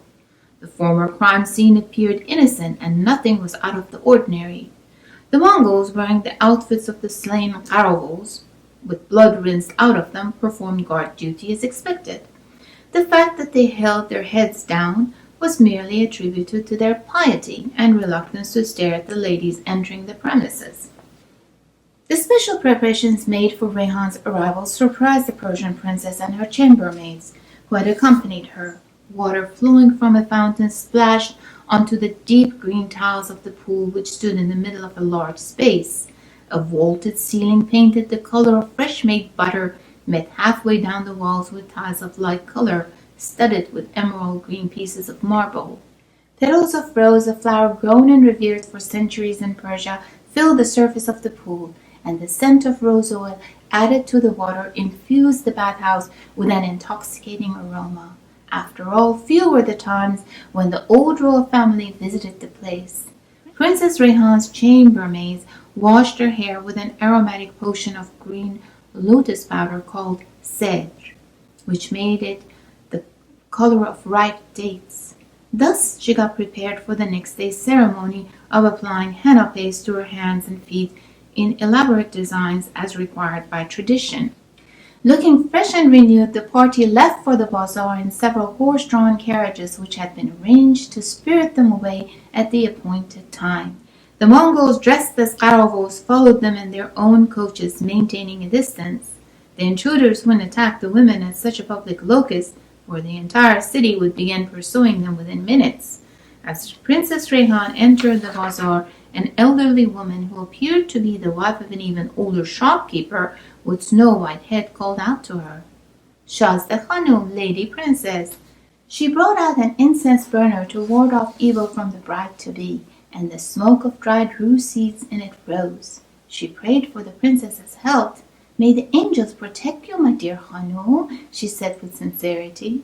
The numerous customers of the bazaar had still not quite worn the cobblestone pathway that ran through its length. In the virtually empty marketplace, the sounds of shop owners resonated as they called out, "Shazda Khanum, look at this fabric. Shazda Khanum, see this beautiful gem." It had been a while since Rehan had come to the Grand Bazaar. Her fellow countrymen had to go through so much trouble for her to maintain security that she shied away from the place and sent her chambermaids instead. Two Mongolian spies dressed as beggars waited patiently in the bazaar until finally the opportunity they were expecting presented itself. They had informed their superiors in advance that the youngest daughter of the king, who intended to marry the son of the Caliph of Baghdad on the very first day of Nowruz, would arrive with her entourage to make her purchases for the occasion. Thus they had planned for the abduction of the princess. The act would strike terror in the hearts of the inhabitants and leave them vulnerable during the ensuing invasion. On that Sunday, a sign bearing the Persian word "qoro", meaning reserved, was placed at the entry of the bazaar, assuring the two spies of the timing of their royal visit. One of the fake beggars, hiding underneath a table displaying rolls of exquisite fabric, could see the hem of the princess's pink skirt dancing in the breeze. At times the soft fabric caressed the fingers of the ruffian, tempting him to touch the polished leather of the princess's pointed toe boots. Her boots were a far cry from the rugged footwear he had seen back home. He pulled away his fingers, though resisting the temptation, knowing that if caught he would certainly be hanged. The other impostor had the inconvenience of being stationed outside the bazaar's roof under a peeping hole right above the goldsmith's shop.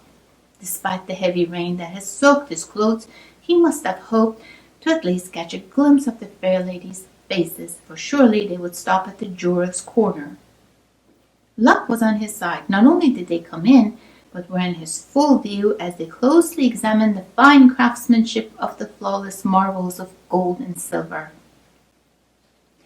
Delight sparkled in his eyes as he watched the fair maidens try on a number of rings and bracelets.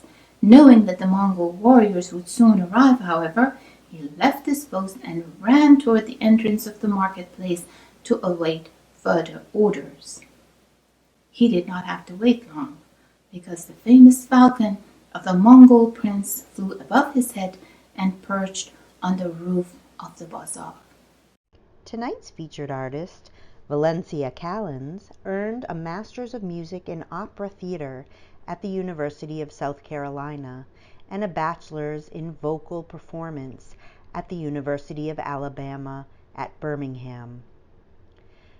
During her studies, she received many awards and honors, including an Encouragement Award with the Metropolitan Opera Council and a feature as a soloist on the University of Alabama Birmingham's Concert Choir Summer Tour in Europe. Valencia has a familiar background in gospel and jazz music.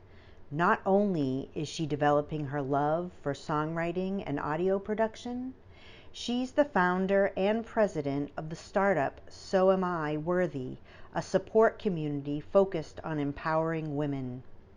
We hope the artistry of her contribution to hashtag 101 Nights will provide a soul-moving experience. Valencia Collins.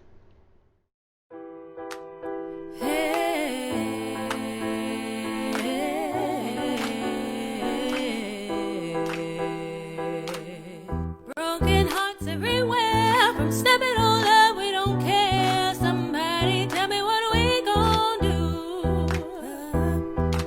Even though it's plenty to share, people hungry on the streets, it ain't fair. But you don't think about it until it's you. Now I'm gon' say how I feel. And what I wanna say is love's the only thing that's real. I'm gon' tell you what to do. Just believe that love's the only thing we have that's true. 'Cause love is the answer. It's the answer to the questions in your mind. Love is the answer.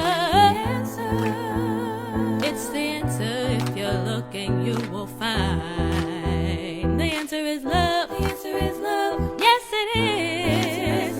Say it again. I'm telling you now. Friends are where to be found to help you when you are down, but you know that you're the one to blame. We know what's wrong from what's right. Nobody wins in a fight, but we still play the game. I'm gonna say how I feel. And what I wanna say is love's the only thing that's real. I'm gonna tell you what to do. Just believe that love's the only thing we have that's true. 'Cause love is the answer.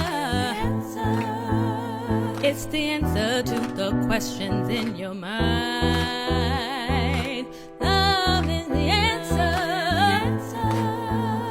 If you're looking, it's the answer you will find.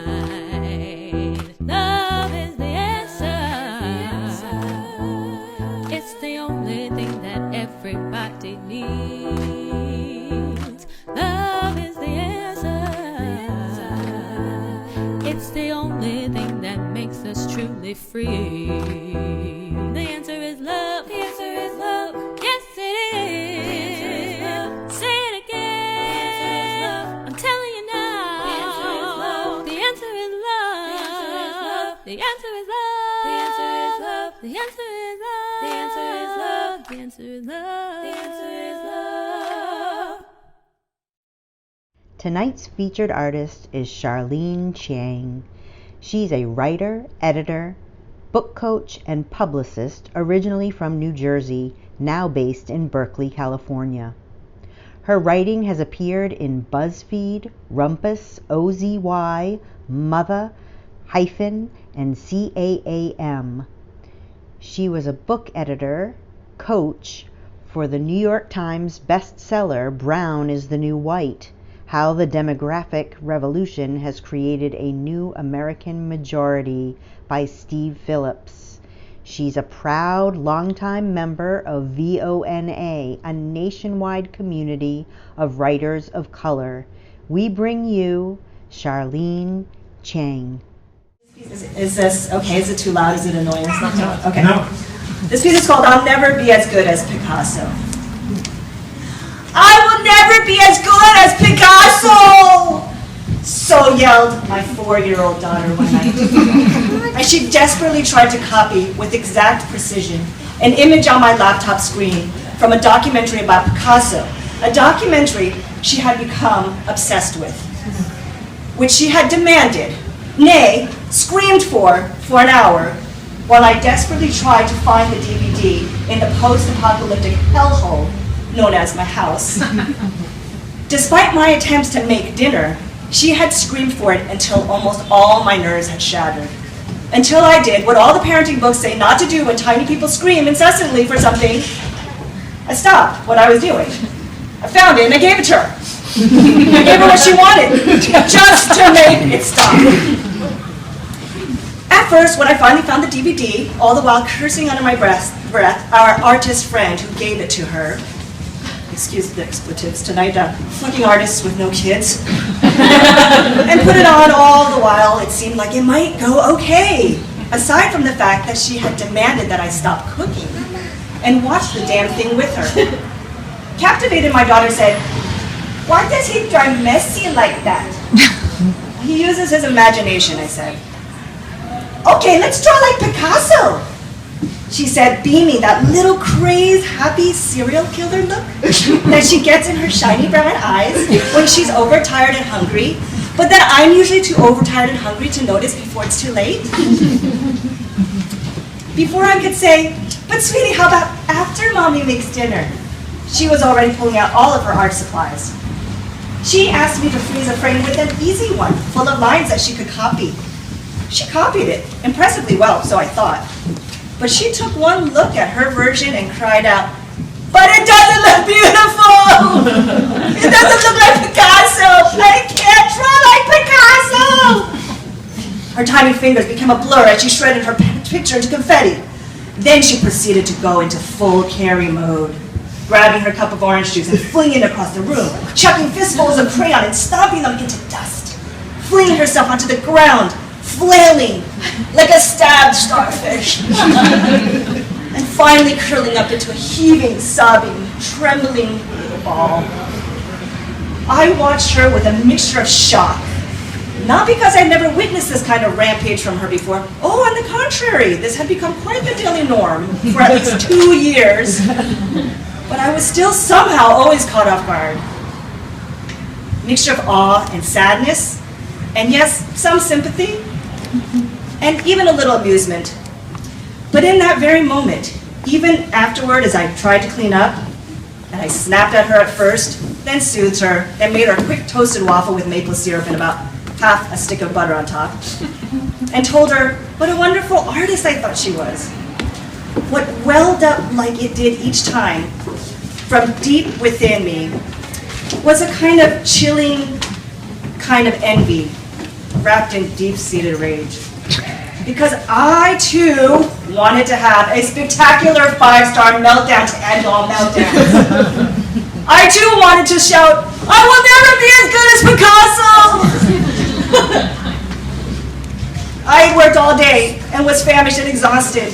My husband would be coming home soon, feeling the same way, and I promised, since it was my night to cook, that I would cook. I, too, wanted to fling cups of juice across the room, stomp on crayons, drink a few beers. Actually make that a few cold, dirty olive gin martinis with Sapphire Bambite gin. Roll a cigarette. I want to roll a cigarette. Fresh blue drum tobacco. Go on the back deck. Smoke it. Roll another one.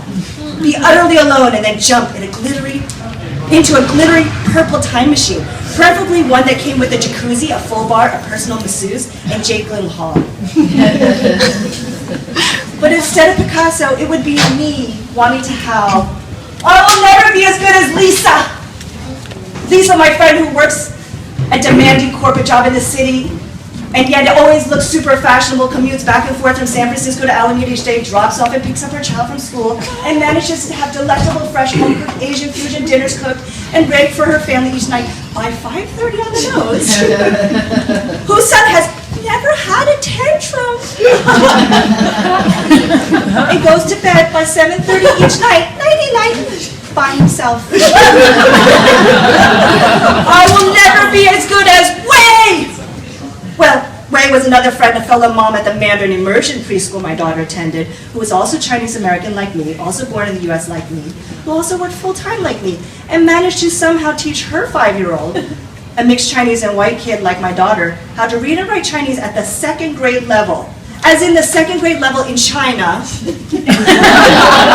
recently told me how her daughter asked her in perfect Mandarin about fracking.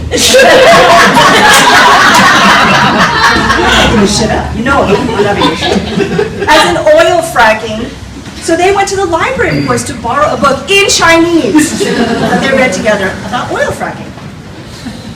I will never be as good as Danielle.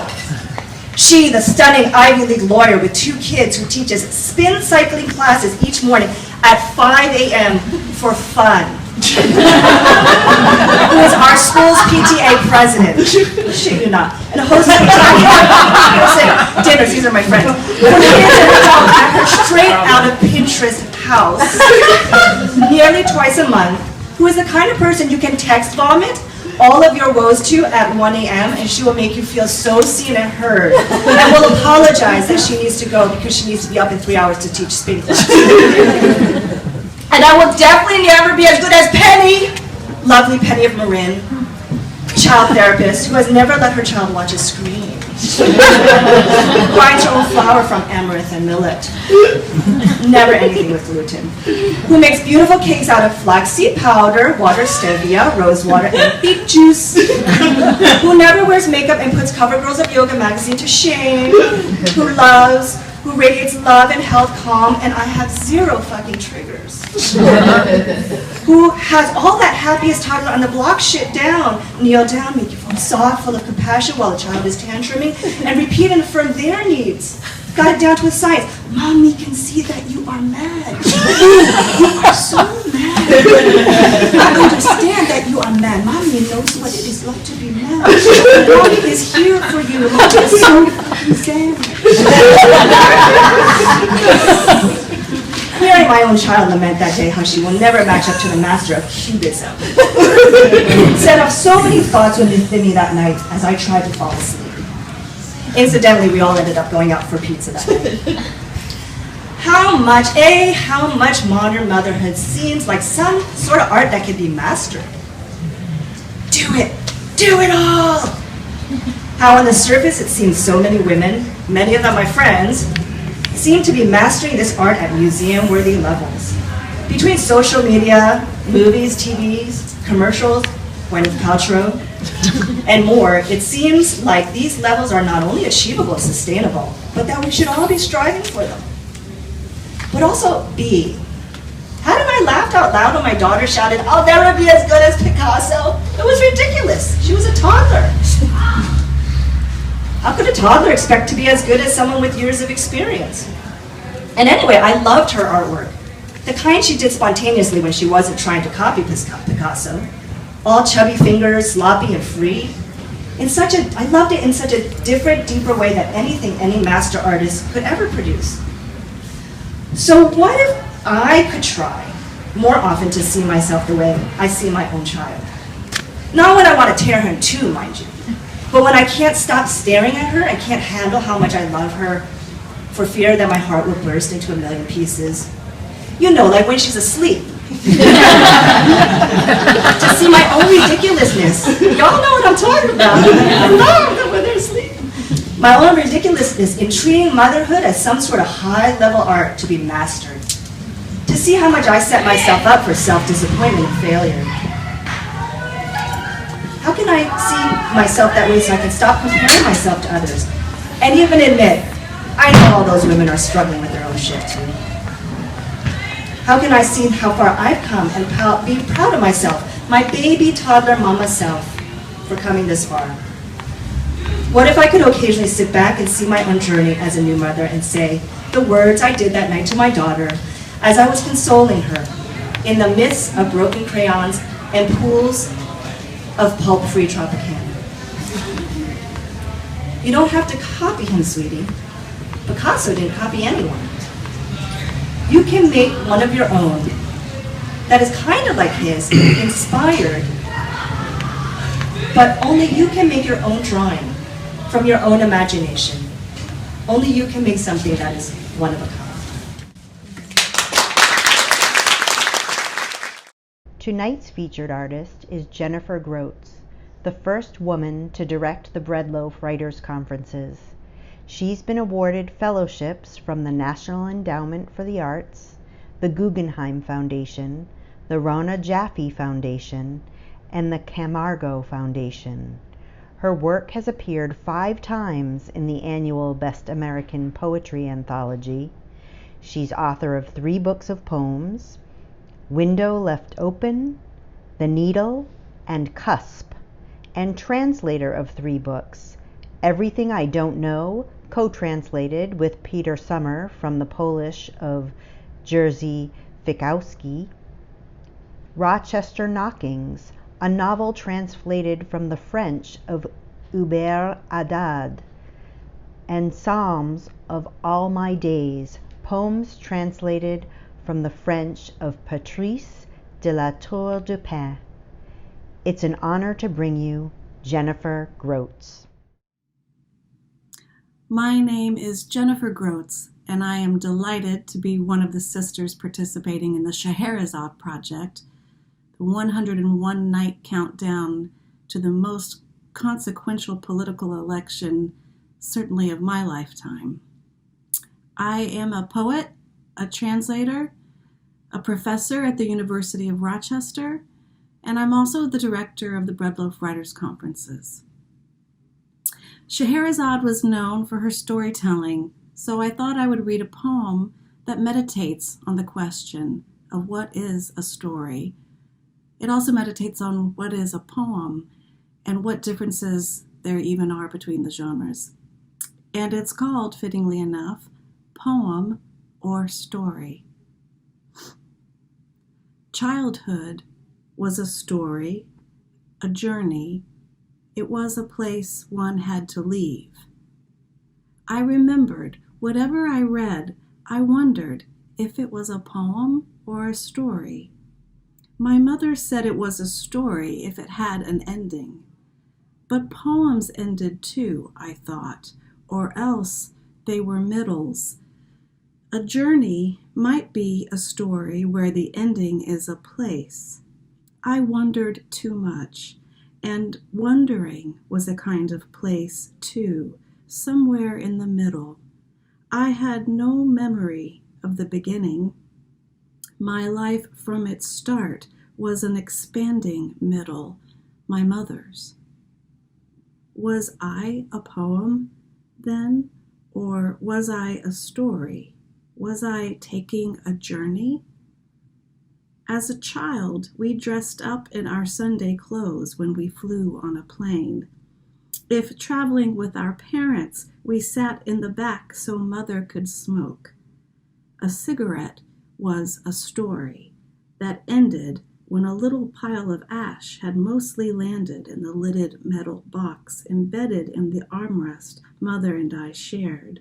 She would send me into the convenience store to fetch a pack, Benson and Hedges ultralight menthol 100s, and candy cigarettes for me, chalky white with hot pink tips to mimic the burning. I carried them in a patent leather purse, as she did, next to my Avon lipstick samples, and smoked them when she smoked, and left a lipstick print on one end like she did too.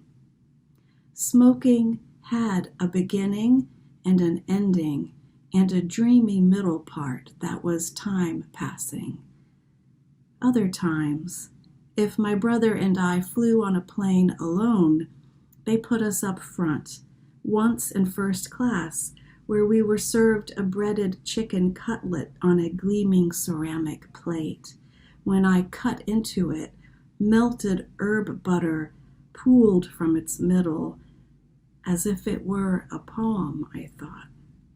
The flight attendant called it Chicken Kiev. Now, wherever I am or think I am going, I'm always living elsewhere at the same time. But childhood was a story, a journey. It was a place one had to leave. Thank you, and I look forward to voting with you in November. Take care. Holly Near has been recognized many times for her work for social change, including honors from the ACLU, the National Lawyers Guild, the National Organization for Women, and the National Academy of Recording Arts and Sciences. Holly was also named Ms. Magazine Woman of the Year and received the Legends of Women Music Award. During her travels in the Pacific with the Free the Army show, Holly became a globally conscious feminist, linking international feminism and anti-war activism. She was an active participant and coalition builder in what she refers to as the heady days of 1970s activism, when so many movements were gestating and jostling one another. Another significant arena of Holly's activism is the LGBTQ community. Her interest was both personal and political. She was one of the first celebrities to discuss her sexual orientation during a pioneering 1976 interview with People magazine. A staunch advocate for LGBTQ rights, Holly is comfortable with her own sexuality and has a clear understanding of the fluidity of sexual orientation. She has also become a spokesperson within the social change movement. During her time on the road, luminaries in the folk world have noted how her presence sets the tone for each event she joins. As Holly has observed, music can influence choices for better or for worse. A lullaby can put a troubled child to sleep, but music can put a whole nation to sleep. A marching band can send our children off to war. It can also have everyone laughing, dancing, and loving as the lead-off to a gay pride parade. I bring you, with great honor, Holly Near.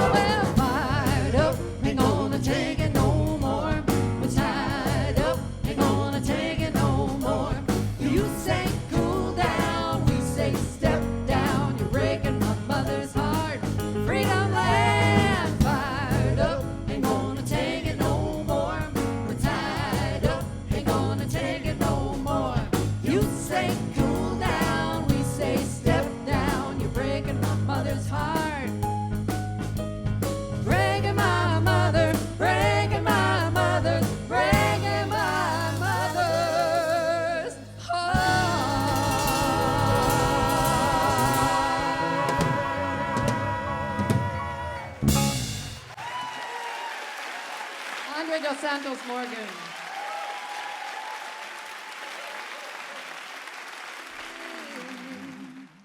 For to be hopeless would seem so strange. It dishonors those who go before us. So lift me up to the light of change.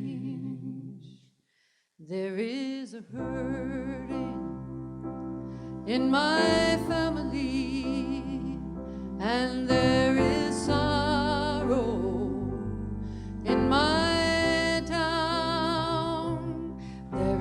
a panic all across the nation, and there is a wailing the whole world round. I am open and I am willing, for to be hopeless would seem so strange. It dishonors those who go before us, so lift me up to the light of change. May the children, may they see more clearly, and may the elders be more wise. May the winds of change caress us, even though they burn our eyes. I am open and I am willing, and I am willing for to be hopeless, for to be hopeless. It seems so strange, so strange. It dishonors, it dishonors those who go before us, those who go before. Lift me up, so lift me up to the light of change, to the light of change. Give me a mighty oak to hold my confusion, and give me a desert to hold my fear. Give me a sunset to hold my wonder, and give me an ocean to hold my tears. I am open and I am willing, for to be hopeless would seem so strange. It dishonors those who go before us, so lift me up to the light of change.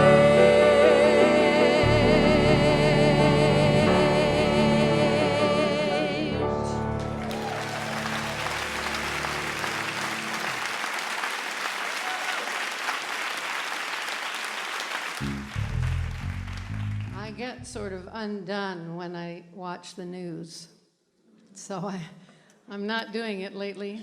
Seems like you can go without watching the news for quite a long time, and you come back and you really feel like you haven't missed a whole lot. It's when I have to sort of step back and remember I'm trying to be a pacifist. Why don't we send in 1,000 grandmothers? They would surely volunteer. With their ancient wisdom flowing, they would lend a loving ear. They would lend a loving ear. First they'll form a loving circle around the wounded wing, and contain the brutal beasts of war. Sweet freedom songs they'll sing, sweet freedom songs they'll sing. A lullaby much stronger than bombs and threats to kill. A force unlike we've ever known will break the murderer's will, break the murderer's will. To the prisons we'll invite them. Most violent souls will weep when 1,000 women hold them strong and pray their souls to keep, and pray their souls to keep. Let them rock the few who steal the most and rule with a youthful charm, so they'll see the damage that they do and they'll fall into grandma's arms, 2,000 loving arms. If you think these women are too soft to face the world at hand, then you've never known the power of love, and you fail to understand. An old woman holds a powerful force. When she no longer needs to please, she can cut your shallow life to bits and bring you to your knees. We best get down on our knees and pray for 1,000 grandmothers. Will you please come volunteer? No longer tucked deep out of sight. Will you bring your power here? Will you bring your power here?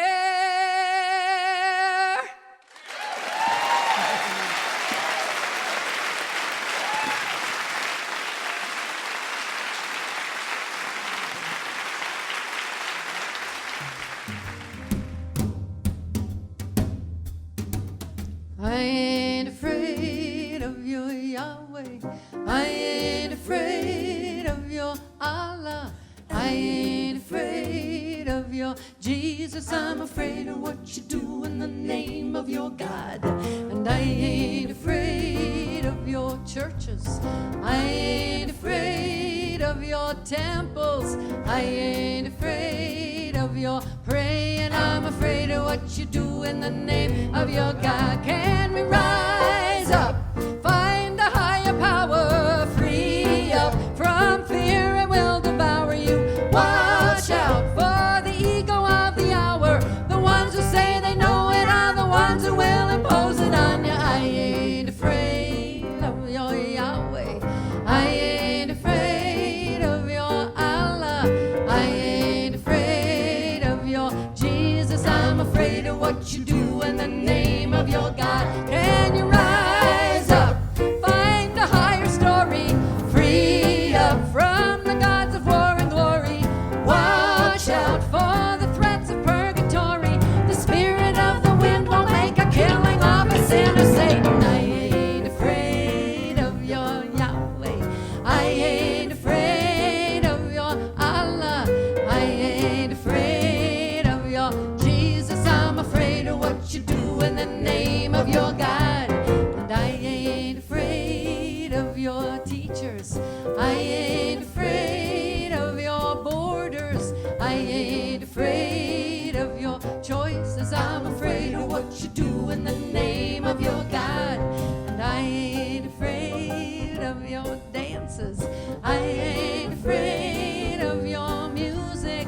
I ain't afraid of your children. I'm afraid of what you do in the name of your God.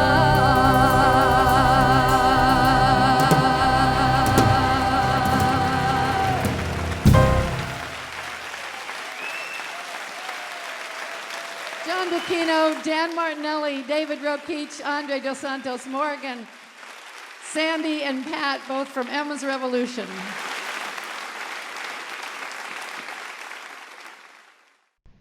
Tonight, we're featuring Sylvia Carman, novelist, poet, and lifelong disciple of the wilderness. Her work has appeared in literary journals such as Delmarva Review and Blue Line. She's frequently invited to be guest reader at literary events, including the poetry opening hosted by Northwind Fine Arts Gallery in Saranac Lake, New York. She recently completed her first novel, Ghosts of Vienna, and is working on her next book. We bring you Sylvia Carman.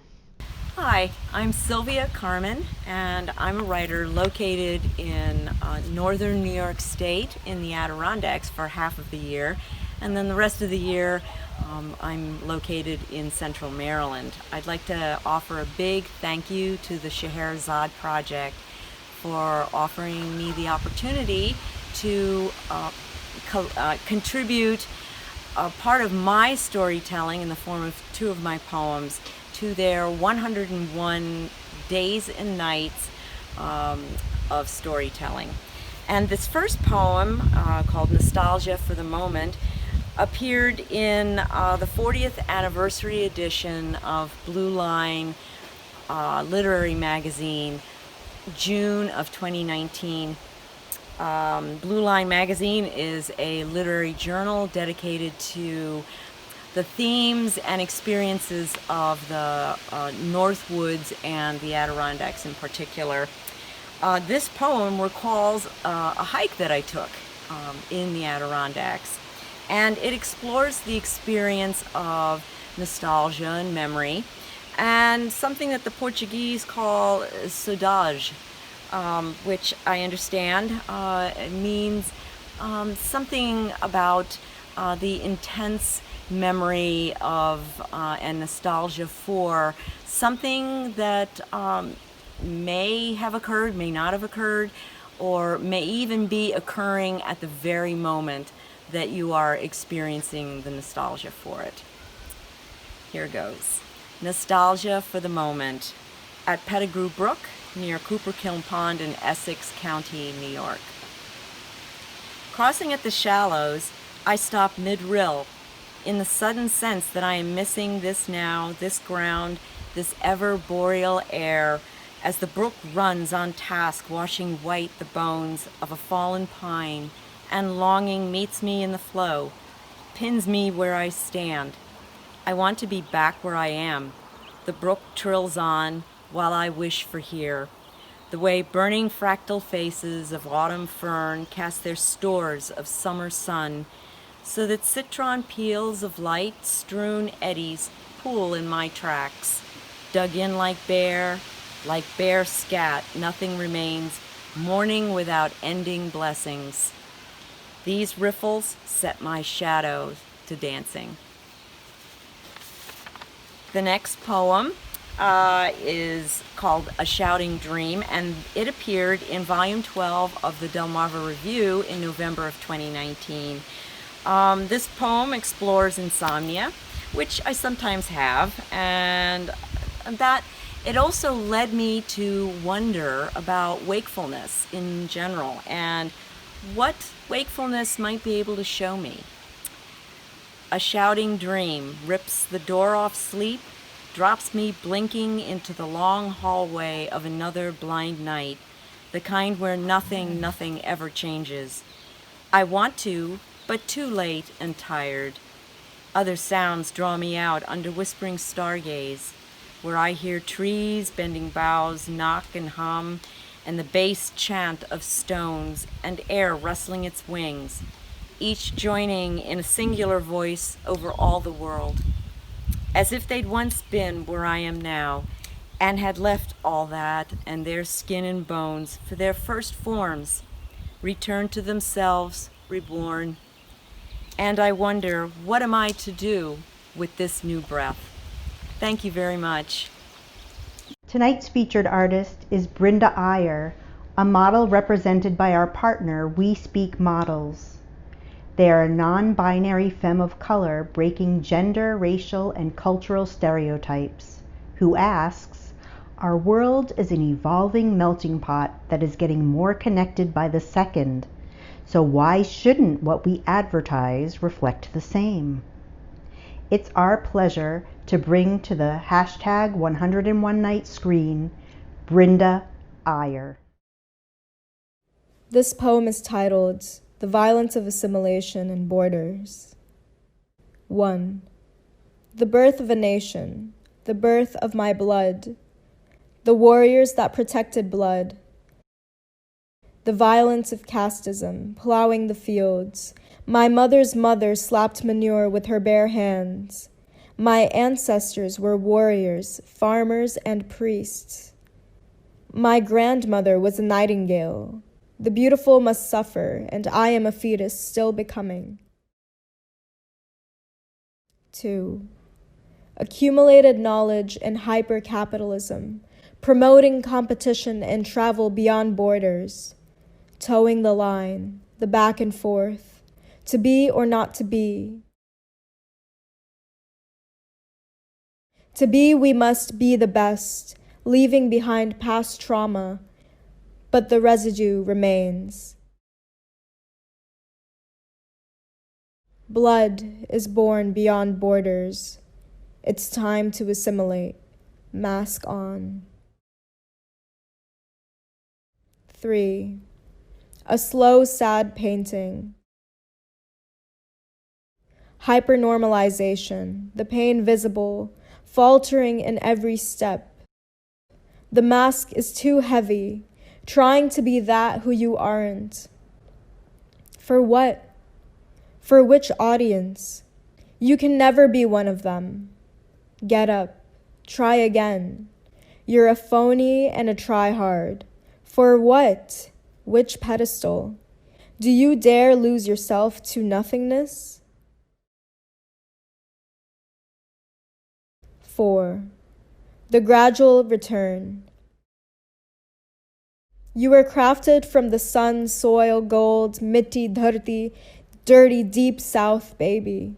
The queerness in your bones, the weight of your shadow, the strength in your tongue, shed skin, peeling masks, reflected portrayals, learned behaviors, cultural materialism as a way of closeness, of resurgence, diaspora blues, planting seeds, bringing the soil, unplugging familial trauma, casteism, anti-blackness, erasure, watering your skin, systematic deep unlearning. You are everything. Your experiences make you. East and West. You are everything. All you are is within you.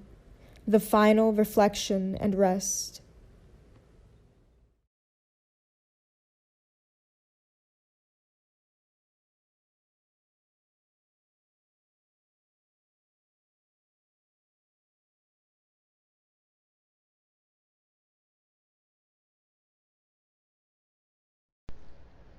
Tonight's featured artist is Linda Voss, a contractor for NASA who enjoys working as a writer among engineers, a bridge between the sciences and the humanities. When her sister became an astronaut, she had VIP seats to numerous space launches, including that of a Cygnus spacecraft named the SS Janice E. Voss after her sister, on its way to the International Space Station.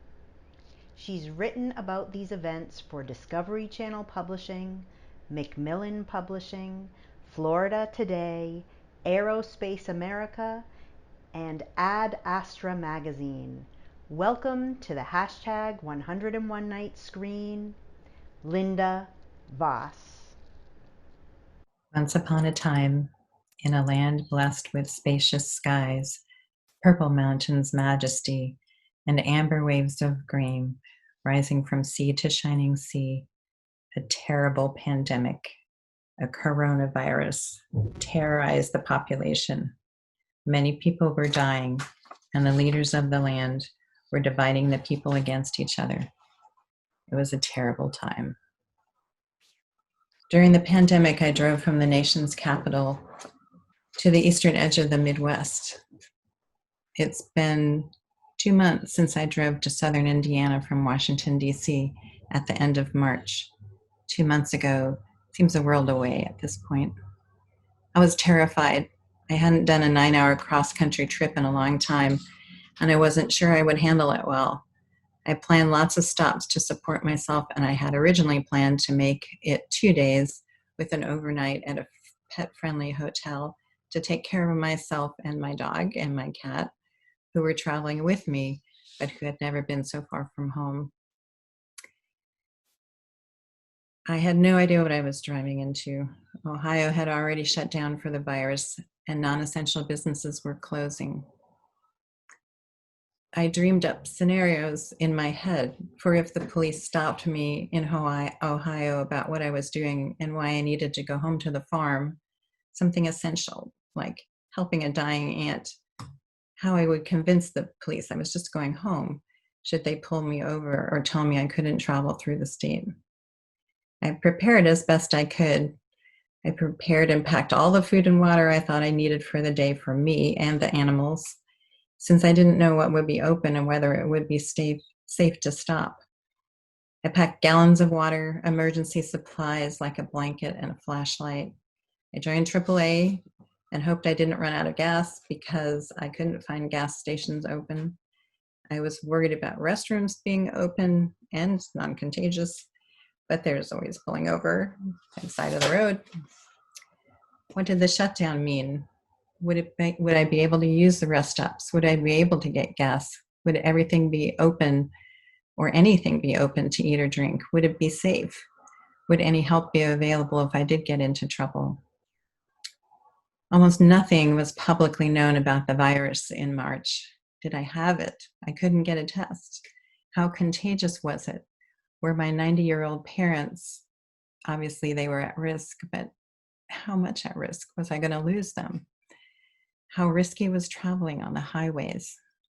My tension was so high by the time I left. Trying to think of every eventuality, I swore I would never, ever do anything like this again.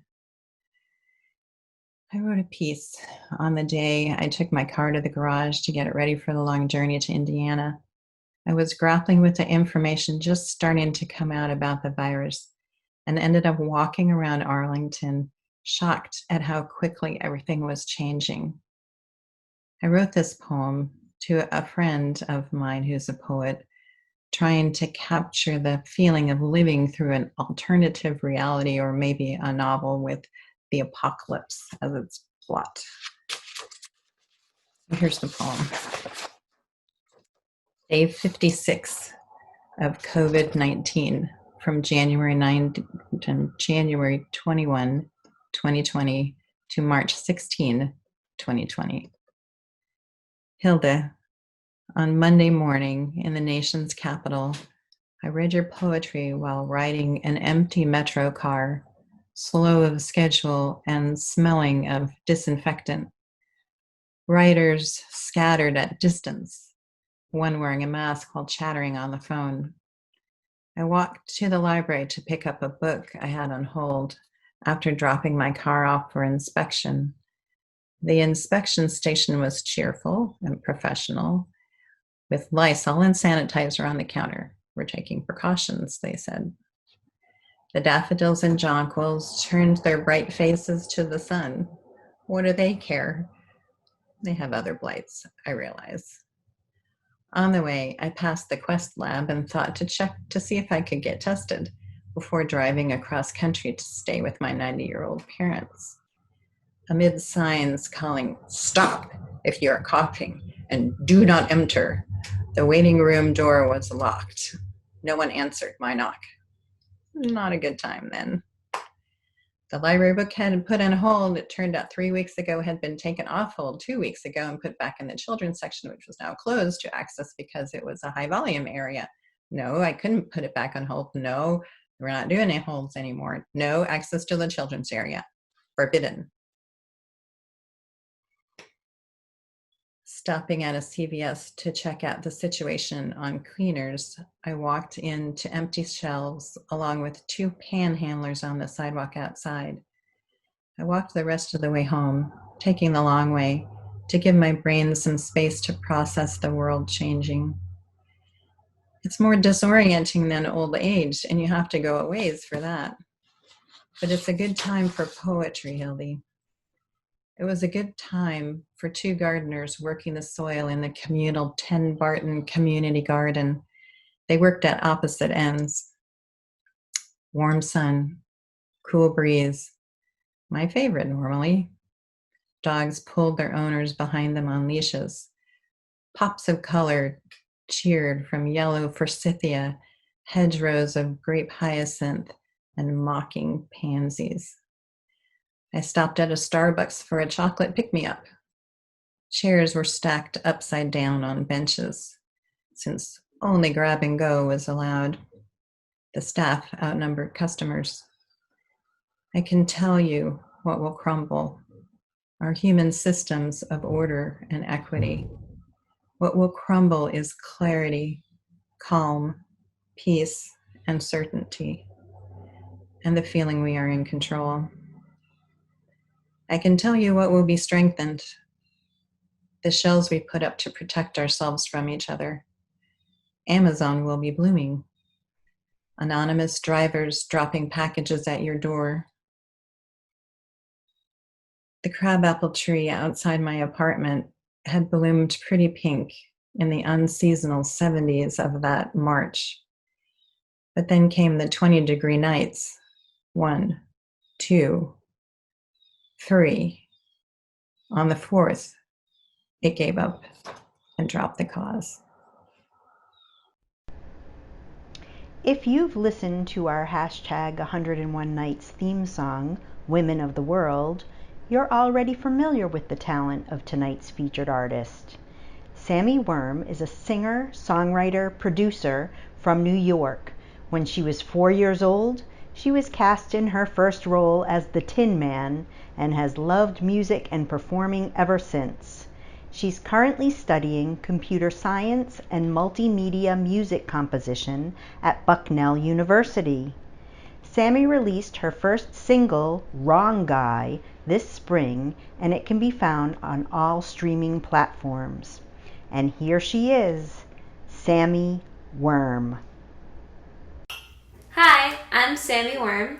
I'm a singer, songwriter, producer from New York, and I wrote, produced, and performed the music that you've been hearing at the beginning and ends of these videos, my song Women of the World. I am currently a rising junior at Bucknell University studying computer science and multimedia music composition, and I've been writing, singing, and performing in different musicals and cabarets and such since I was 4 years old. And I hope to continue making music for the rest of my life after college, so being able to work with the Scheherazade project this summer has really been a dream. So to speak more on my creative process for this song, Women of the World, to start, I read the story of 1001 Nights over many times, and I was very inspired by the main girl in the story, Scheherazade, and how she takes control of her life, her kingdom, and in a larger sense, the story of her whole people, simply by sharing the stories of her people and sharing the gift of wisdom and enlightenment with the Sultan. I think that we could look at this story from a fresh perspective today and take away the message that it does matter and it is powerful when we share our voices and when we bring together the voices of our people to fight for a greater good and to bring about change in society. Especially as women, I think it's extremely important that we recognize that our voices matter and deserve to be heard. So the lyrics for this piece reflect the way that the voices of women change the world as we know it every single day, because as countless wise people like Beyonce have said, girls do in fact run the world. And yeah. As far as the music, I wrote the music for this piece in a Middle Eastern pop style to match the setting of the story, and also because I've been very inspired by that genre of music after spending a bit of time in the Middle East these past few years. And overall, as an artist, it is the most important to me to put out a message that is authentic to me and that hopefully will lift up and support other young women-identifying individuals today that hear it and hopefully make us all feel a little bit less alone. And to end this segment, I would like to share a cover of another song by another very powerful woman that always inspires me. This is my cover of the timeless At Last by Etta James, with piano accompaniment by the Piano Nest over on YouTube, and I hope you enjoy.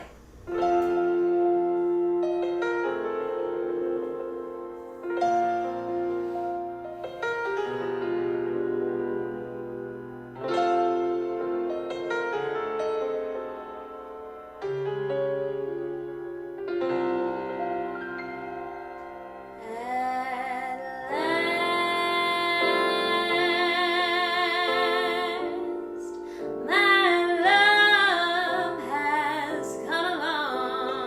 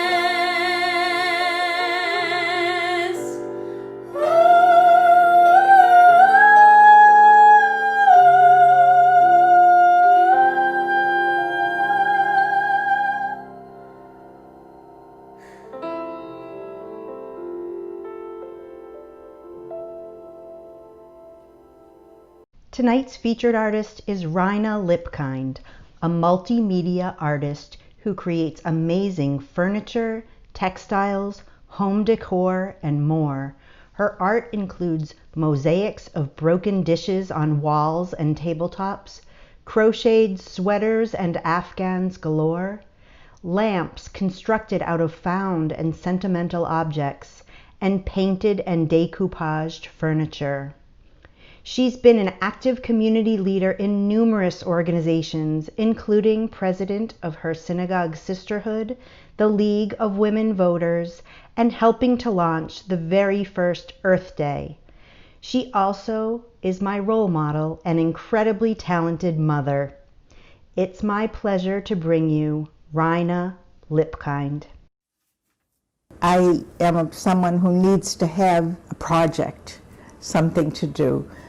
I had a surprise 60th birthday, and I got a lot of birthday cards, and the stamps were very colorful. And then I thought pictures in magazines that looked interesting to me, so I cut them out and I saved them.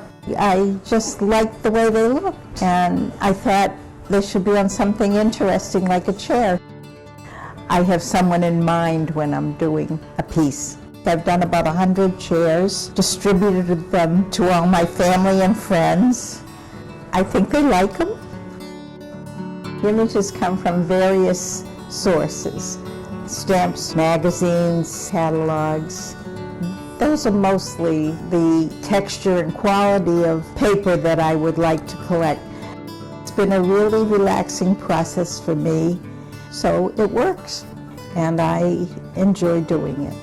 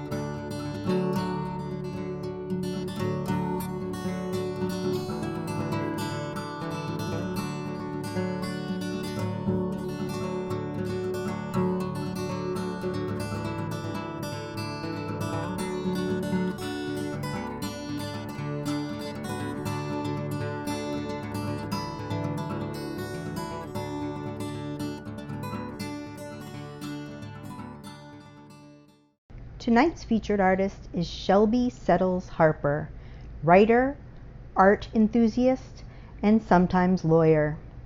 Shelby is a citizen of the Caddo Nation, an Indian tribe located in Oklahoma.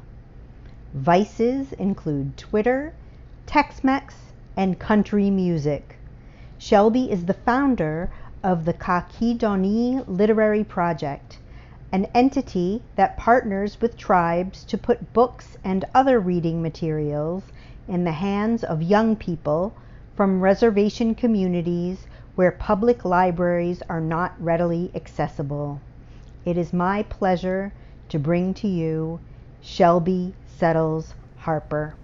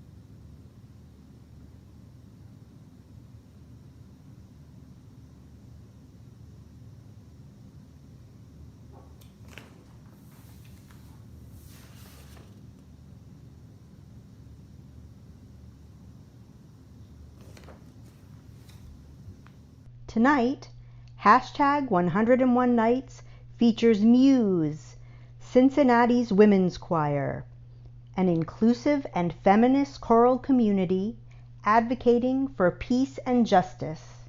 Muse unites their voices to raise awareness and inspire change in themselves, their audiences, and the world through partnerships that honor the humanity and enduring spirit of all people to create a more peaceful and just world through song. It's my pleasure to bring to you Muse performing Mississippi Goddamn.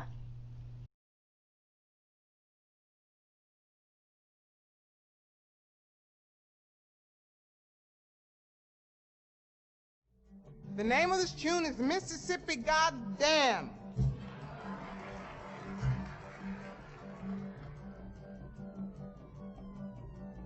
And I mean every word of it.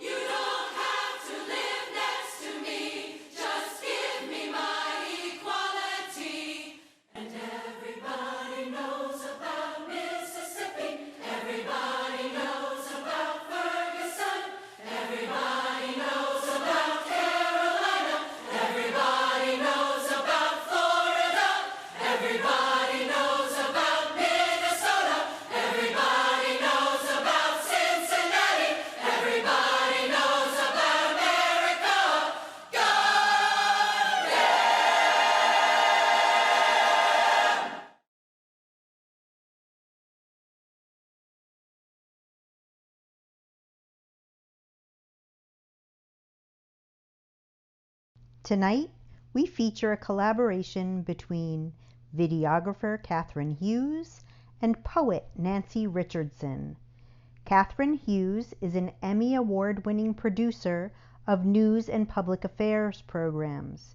She's also a videographer and editor who got her start in the news business as a producer and reporter for Vermont's CBS affiliate, news director at a radio station in Waterbury, Vermont, and managing editor at an ABC affiliate. Hughes has also produced magazine pieces and documentaries for Vermont Public Television. Nancy Richardson has published 4 books of poetry. The latest was named a Kirkus Top 100 Indie Books of the Year. She has an MFA in writing from Vermont College of Fine Arts, a master's degree in public management from the JFK School at Harvard, and a PhD in education from Kent State University. Her narrative poetry about injustice in America includes a series of poems about the Kent State shootings, which affected her and her family. She shares one of those poems tonight in this short film produced by Catherine Hughes. Hi, I'm Nancy Richardson, and I'm going to tell you a story. 50 years ago, a group of students gathered on the Kent State campus to exercise their free speech rights and protest the war in Vietnam. But those in power had a different idea. Labeling the students brown shirts, the governor of Ohio called out the National Guard and had them load their rifles with live ammunition. On May 4th, 1970, the guardsmen turned in unison and fired, killing 4 students and injuring 9. 1 student was paralyzed for life. After the shootings, the students were harassed. In 1975, a civil trial was held in front of a conservative judge. He would not permit the students' lawyers to label the photos that clarified the sequence of events. In the end, no one was held accountable. Kent State Trial, 1975. The photos speak for themselves, said the judge to the students' lawyers. The jury puzzled over them, but the photos lost their nerve. In this one, the governor would shout, "Worse than the brown shirts and the communists, night riders and the vigilantes."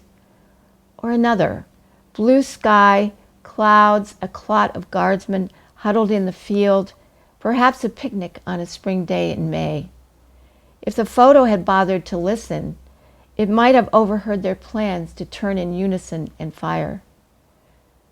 But it was busy, and they were whispering. Here now, tongues should be wagging. The guardsmen turn and level their weapons. The guardsmen shoot.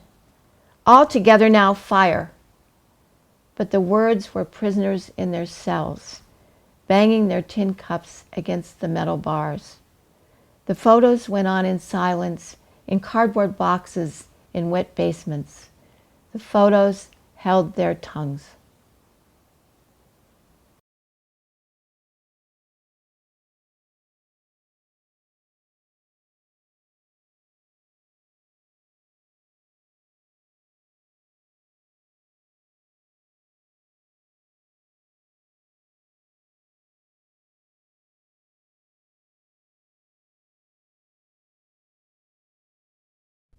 Tonight, we feature poet Cecilia Rodriguez Milanes.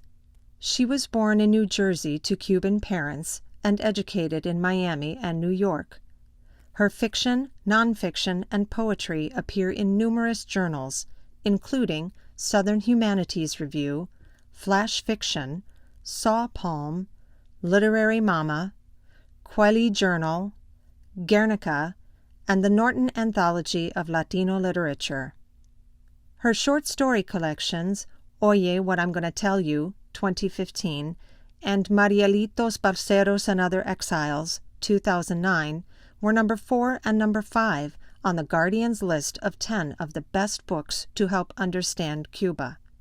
She teaches literature and writing at the University of Central Florida in Orlando, where she lives with her family. it's a pleasure to bring you Cecilia Rodriguez Milanes. Hello, my name is Cecilia Rodriguez Milanes, and I'm really happy to participate in this project. I have 3 poems I'd like to share with you, and there's some ghosts in these poems. The first one is called How to Search the Ocean for an Ancestor, and I borrowed the line from a student who wrote about why she wanted to study archaeology. I just love the line. How to search the ocean for an ancestor. First, you must seek permission to return whole to where you've never been. A libation is necessary, some fragrant blossoms. Voice freely your intentions, what you want, what you need, why and how. Then call out their names, familiar and strange. Await a response bubbling up. Dip your toe in the sargasso. Never mind the itch. Swirl it, agitate well. If the wind picks up, throw your arms open to embrace their touch. You'll smell them, trust me.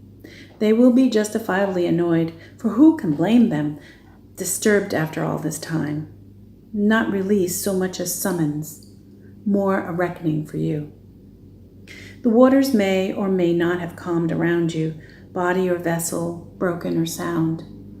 Unrecognizable to each other, you belong nevertheless to each other, no more other. What they are, what they bring, how and why. If you grasp a message, feel fortified. Understand at once, show gratitude by returning to their homeland, that is your homeland. Venerate with passion, sing, dance, rejoice, rooted at last. But if no word or wisdom is made clear, remember you are not alone. Remember their songs, their spirit faces, the places they left for you. Their lives are yours. Their memories, deep down, are yours. Immerse yourself. The next poem is called The Ghost of Juarez, and it has an epigraph from a mother whose daughter disappeared along the border. Her name is Olga Esparza Rodriguez, and her 18-year-old daughter, Monica, disappeared in March 2009. But we miss her the way you'd miss an arm or a leg or the light. Because they are Mexican, we don't care. Because they are young women, they don't care. The ghost of Juarez, the mothers, their daughters, the sisters, las primas, cuñadas, ahijadas. The ghosts shed uncontrollable tears, sigh intermittently, plead incessantly.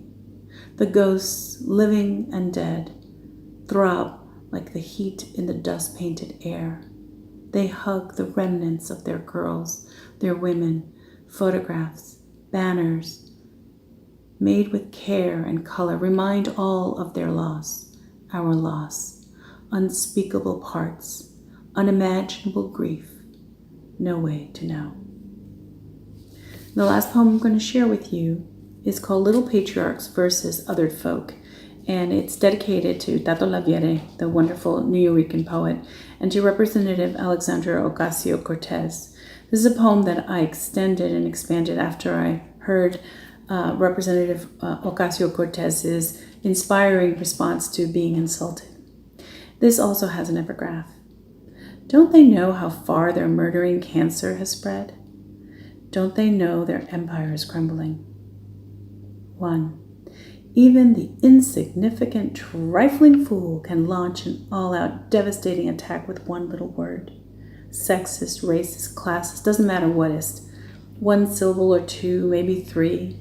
Wounding, damaging, undermining whatever sense of self, strength, sanity.